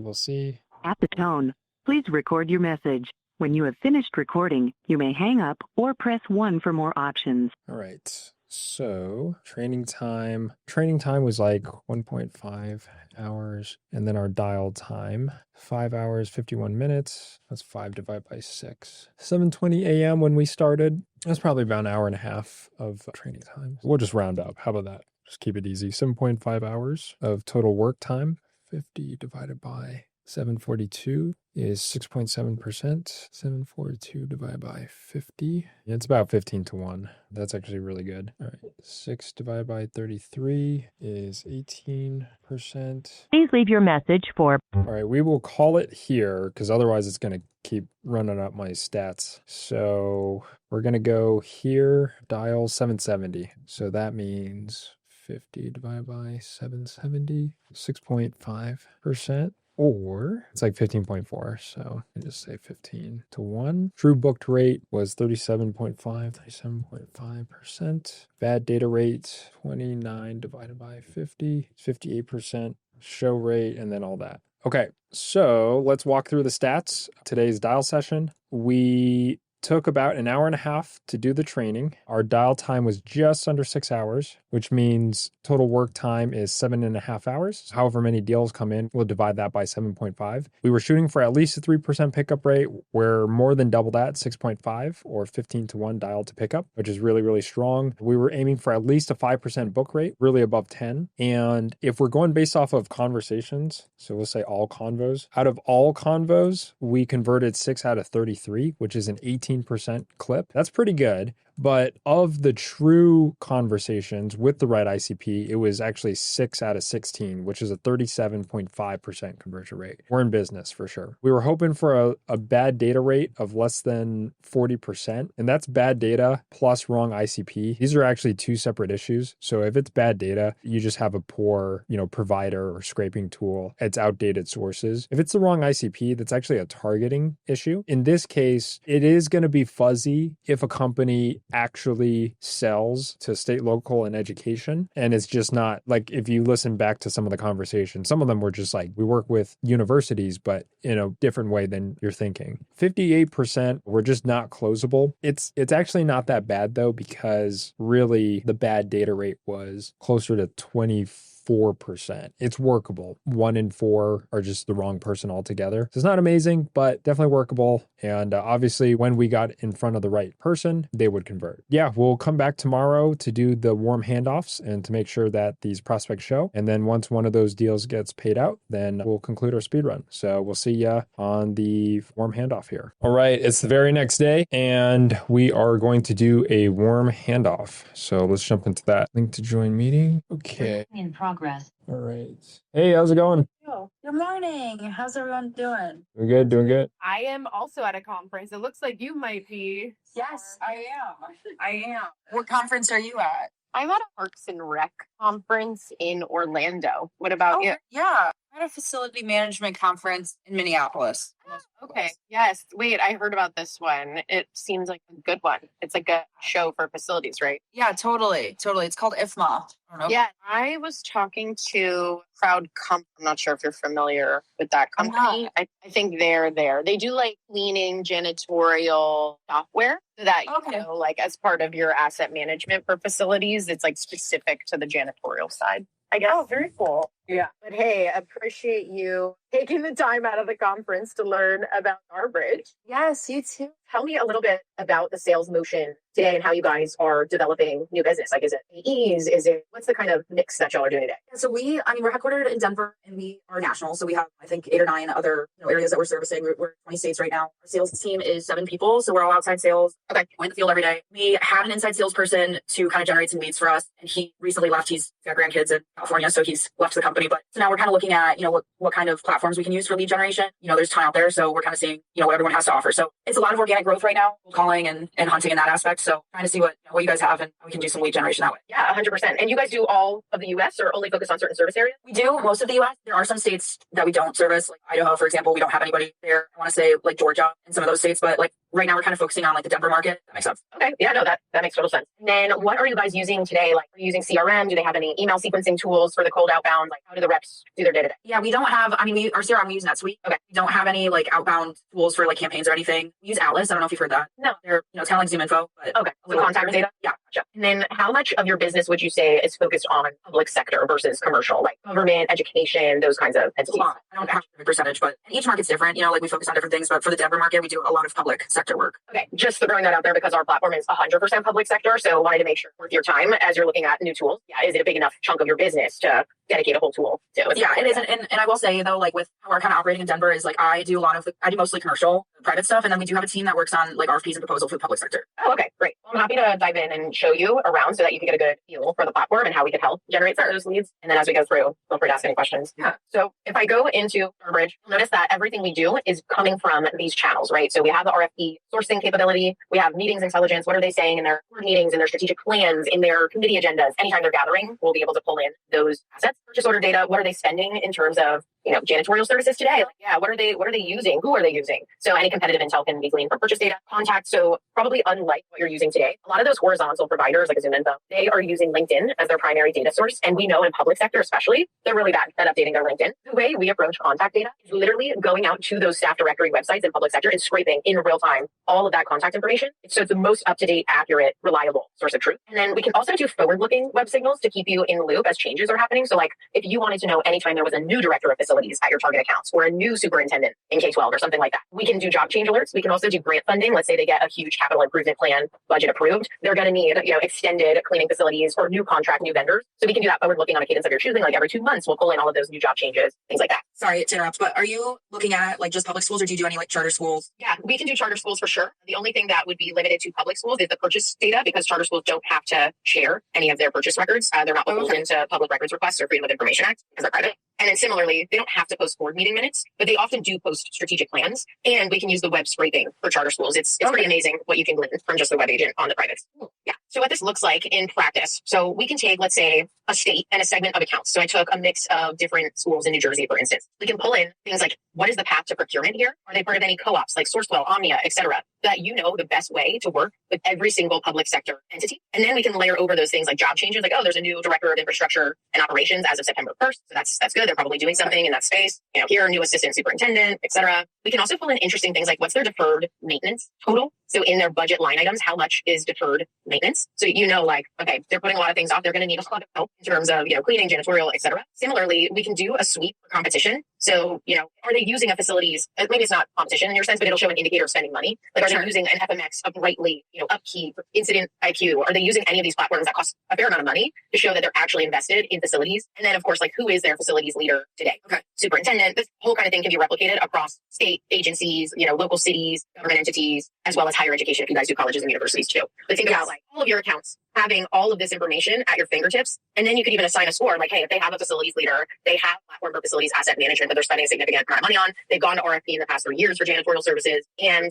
I don't know, they're this much enrollment, so we know it's a big job. Score them a 5 because they're really worth us hunting and going after. If they don't have those things, probably not worth us prioritizing them with a small team. So you can layer a scoring system over these data points so that your reps know, like, okay, I need to target these accounts in my territory because they're the warmest and will probably open the door. Okay. Okay, cool. Well, this was really informative and helpful. So thank you for kind of walking through all that. Yeah. How are you thinking about the evaluation? Do you guys have like a timeline in mind just so I can be helpful in prioritizing? Honestly, I am not sure about the timeline. I know that we're kind of looking at this stuff now. I'm sure beginning of next year is probably a good target to kind of implement, a new platform. So what do like next steps look like on your end? Depending on your internal process of how you guys evaluate, we could do a larger demo with the other stakeholders that are weighing in on this decision, something more customized to your use case, or I'm happy to just provide like materials and a recording from today and you float it, see where it goes. It's totally up to you. Yeah. Okay. Well, why don't we do that? So you want to send me like some materials and then I can talk to my boss and kind of gauge, what our priorities are. Then we can cut it from there. Okay. Yeah. I think that sounds great. Cool. All right. So have an amazing rest of the conference. Hope it's yes, you too. For you guys. Thank you. Yeah, totally. All right. Well, thanks so much again. I appreciate it. Nice meeting you. You too. Bye-bye. Bye. All right. That seemed like a productive meeting. My thoughts on that, it looks like it should have been pre-qualified because her title was business development manager.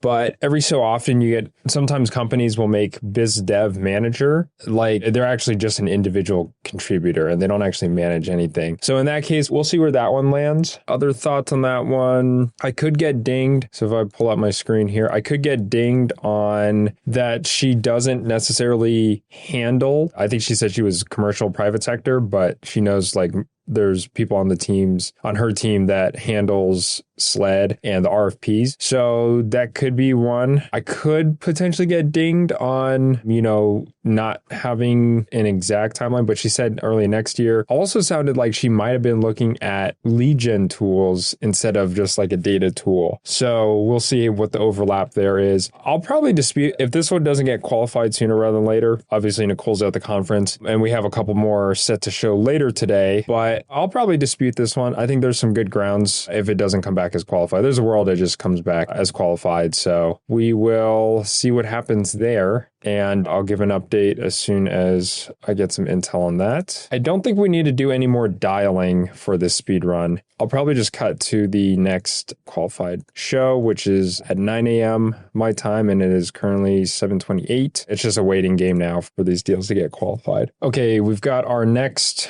warm handoff coming up here at 9 a.m. This one is Kyle. We will hop on that shortly here. Recording in progress. Hey, what's going on, Zach? What's up, Micah? How we doing? Doing good. How are you? Doing well, man. I love the setup. Office looks sick. Thanks. Appreciate it. Where are you based out of? I'm here in Phoenix, Arizona. I was the one that got this coordinated with Kyle here. Let me know if he pops into the waiting room. Good afternoon. Good afternoon. How are you? Good. How are you? I'm sorry, I don't have a camera. It's all good. It's all right. Hey, I know the customer was holding you hostage there for a second, so a little behind the gun, but definitely want to make best use of our time here. Kyle meet Zach. Zach meet Kyle. Zach is my director here. Hello. Who will be able to share a little bit about what we talked about yesterday. I think Zach had a few questions just around like, who you guys are specifically targeting. And then I've also relayed some of the info of like how Christian left and how you're kind of filling in and kind of wearing multiple hats here. But I'll turn it over to Zach to share the high level and then ask the right questions as well. Yeah. Thanks, Micah. Nice to meet you, Kyle. Appreciate you. I'm Zach. Obviously, I help lead sales efforts here at Starbridge. I would love to get an understanding. I've gotten some notes from Mike, but would love to understand. I know you guys had talked about like bids and RFPs, but specifically what got you interested in learning more about Starbridge? If there's anything going on in the business that's bringing this type of concept top of mind. So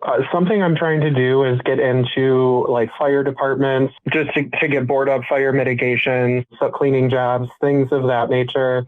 I'm trying to get in with hotels for water damage, police departments for biohazard cleanup. But I know that they all have contracts with different vendors like Belfour or SurfPro. I'm also trying to get in with apartment complexes, property managers, things of that nature. Anything that could potentially need a remodel job or has an emergency service job, like a flood, a sewage backup, or a fire, or even something like mold. Just being able to be there, support them, give them a really good price, and build a working relationship with them. For sure. Yeah, I think that's a good place to start. And what are you doing right now to get in with these folks? How do you figure out like where you should be prioritizing your time? So Christian was our business development manager. So a lot of times he would be paying like a visit to these places, like a brick and mortar shop. For some places though, like that he would be trying to go into, they're not necessarily like a client facing storefront or like the office is locked up and they kind of like run around and manage the properties all day. So there's some places that we've had like trouble getting into, but a lot of our efforts have been through like inside sales and then like outside direct sales of actually visiting, dropping off information, snacks, and things that make people want to call us back. Yeah, like extreme measures when it comes to like the manual outbound approach. Yeah, and then also things like paying a referral fee. So like if we go out and see a plumber or we go out and see an HVAC company, hey, if you give us a qualified lead, we'll pay you $500 for it. Or if it's a not qualified lead, we'll give you $100 for mentioning our name and sending us out. Because it is still brand visibility. It's just not like a sale, if that makes sense. Totally. And how much of the business is actually selling to SLED? And when I say SLED, that's state, local education, right? Like when you're talking about property managers, HVAC companies, things like that, those aren't really going to fall under, or like hotels, brick and mortar, they're not going to fall under Starbridge, right? We assist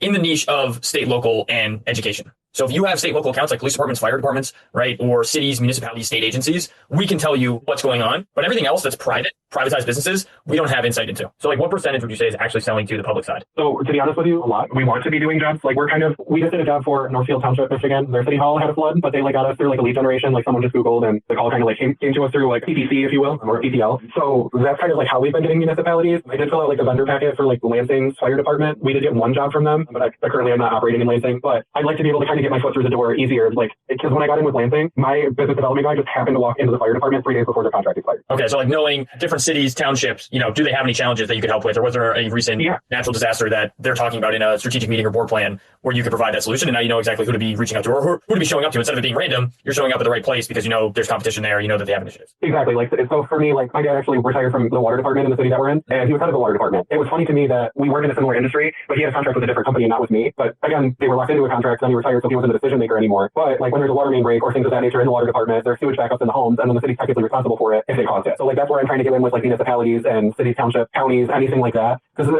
things flood, water department stuff happens. They could go out and check a water meter, it's super rusty, the line bursts, and then the homeowner's like, hey, who do you refer? Well, even if they're just saying this has nothing to do with us, but call this company, like that's where I'm trying to get in with them. For sure. I totally hear you. I guess it sounds like this is a major priority right now. Like you guys breaking into more of the public sector, continue to grow that side of the business. Like, is this the top priority for 9/11, 911 restoration right now? Or yeah, so my biggest priority is getting into the fire department. Okay. Well, let me pull up an example for you, and we can show you how Starbridge would be able to help you prioritize your accounts, not just based off like fees, but also based off, recent events, job changes, competitive intel, right? Like, are they using a competitor of ours? Did they recently purchase solutions similar to ours that we could partner with, right? Like anything like that. If you think about Starbridge, we're almost like the bionic ear to your market. So there's a haystack of fire departments across the United States. You're manually showing up. You're reaching out to people. You're trying to find those needles in the haystack to figure out where exactly are the best opportunities. That's where Starbridge can come in. Right? We'll just like give you the needle. We'll tell you, hey, these fire departments, they're talking about things that you can help with right now. Here's who you should be reaching out to and with what message, right? So I share my screen here. See my screen? Yeah. So we're tracking things like RFP bids, right? So you can track RFPs. We can even tell you if they're a good fit using AI. We also have an AI proposal writer to get these bids built out a lot quicker. You can track meetings and strategic board plans. So if cities, counties, fire departments, police departments, they're talking about things that you could potentially help with in any of those county meetings or strategic board plans. You can get an alert on that. We can make it actionable so you know exactly what to say. We can track purchase order data. So for competitive contracts, when are those things expiring, right? Getting insight into that. Buyer list, if you want to let's look at all the fire departments in Texas and tell me exactly which ones are a good fit, where we should be prioritizing our time, where we should be sending snacks to, right? Like that can be a huge insight for you to know, like, where should we be putting our resources because we're going to have a higher likelihood to close a deal there. Or contact list, right? Like pulling all the fire chiefs in a certain state, right? And pushing that in your CRM so you always have up-to-date contact information, or custom web signals around natural disasters or sewage pipes breaking or grants or job changes, right? Did they get a new fire chief? Tracking all this information and putting into what we call a bridge, which is like an AI-enriched lead list. So I'll show you a couple examples here real quick because I know we only have 8 more minutes. But in this example, I'm looking at 30 cities randomly selected. You can look across your entire market here. And what I want to use Starbridge to do is help me understand where I should be prioritizing my time and which cities or fire departments have the best fit for me. So using Starbridge, right, you can actually use web agents to go out and search for specific information that's going to help you understand where I should be prioritizing my time. So right now, right, the example you gave, your business development person was showing up at random fire departments and then trying to figure out, is this a good fit? That's a ton of time and resources put out there, and you're banking on getting lucky. So a lot of times I'm sure it's wasted because you show up and they're not interested or they use a competitor and they're locked in at the expense of there's a fire department 2 counties over that's literally talking about this exact challenge or solution that you can solve for. And so what we can do is we can stew like wide, very specific searches to pull in information that you want to help you understand where I should be prioritized. So in this example, we're looking at fire department modernization initiatives, right? We did a specific web agent search. It would be completely customized to you, right? So in this example, we know that they're modernizing here, station replacements, apparatus renewals, et cetera, et cetera. Here's the reason behind it. Here's all the sources we pulled from. And now you have an idea scaled across all the fire departments in the United States. You know what they're modernizing, what the challenges are, how 911 can help them. We're looking at fire force growing, population growth in the area. Did they purchase any recent equipment that you guys might compete with? Do they have any competition in the space already, right? Again, this this is completely customized to whatever it is that you want to search for, right? Like we would build a custom search and then pull that information forward. So now you can see, okay, yeah, they just, increased their SCBA inventory here. Here's all the sources, the reasoning. Was there any recent fire department grants or funding, right? FEMA, did they have any natural disasters? Any leadership changes we can pull in from another cross-reference bridge? Who's their new chief? What does their SCBA contract look like? We can pull that in as well. And then you can actually score your accounts, right? So for me, if I'm a biz dev, I probably don't want to focus on the city of Denver as much as, Raleigh, because they're a better fit. They've had a leadership change. They just fit our criteria a lot more. This is how you could use Starbridge to actually run a search and help you prioritize your time, ultimately making it super easy for you to be reaching out to the right fire departments at the right time with the right message. And then you're going to book way more meetings. You're going to know what their priorities are, and you're going to be closing more business in the first month of using Starbridge. That makes sense. I like this. Yeah, how does it compare? What do you your head? Well, I apologize because I kind of got into this blindly. I didn't know that our BDM was already talking to you guys, so I was very new to this, but now that I've seen it, this looks like it's going to save us quite a bit of time and energy and efforts, like you said. This is something I could do inside sales too, like from here in the meantime until I have somebody to actually go, but giving them this information is going to be extremely helpful. Yeah, I mean, some teams are using this as like their business development team, right? Like, so you have an example where we're tracking like warm signals in the last 30 days. So we can actually do a specific search around, whatever it is that you're looking for. In this example, I'm looking at state agencies, cities and counties, we can add in police departments. And what I'm doing is actually searching for mentions related to SCBA replacement, firefighter safety equipment, PPE upgrade, fire department equipment purchase, right? Like anything that'd be relevant for you to know, we can search for in the last 30 days. And we have over 100 hot leads. I'll actually add in the date, or I might already had it, but just to show you, right? Like we have 100 hot leads where these cities are literally talking about like capital improvement programs for their fire department or engage in procuring essential equipment for their fire department, right? Like we could do a specific search and then feed you these like inbound leads across all of these cities. You could run AI analysis to literally do like, hey, review the meeting and tell us like exactly what the strategic initiative or challenge is, what the staffing funding or growth initiatives are, who's the meeting contact that we should be reaching out to, and then give you like email snippets, cool call scripts, whatever it is that's going to help you book that meeting, while knowing that this is like a super highly priority account because they're literally talking about things that you can help with. Yeah. If you have any additional questions or need to see any additional things in the platform, like happy to walk through that through with you, but sounds like that's a great one. And I think, taking advantage of the September incentives makes sense if your owner also, agrees that it might be cheaper to just use this than hire someone completely new. One more question I'll have you here and then I can let you go. Is there like a commitment, like a contract, or is this like... Yeah, it's annual agreement. Like if we were to... Okay, annual agreement. So if we do, we have to sign for a year. Okay, that's fine. I just wanted to know what I was up against. Yeah, it's annual agreements.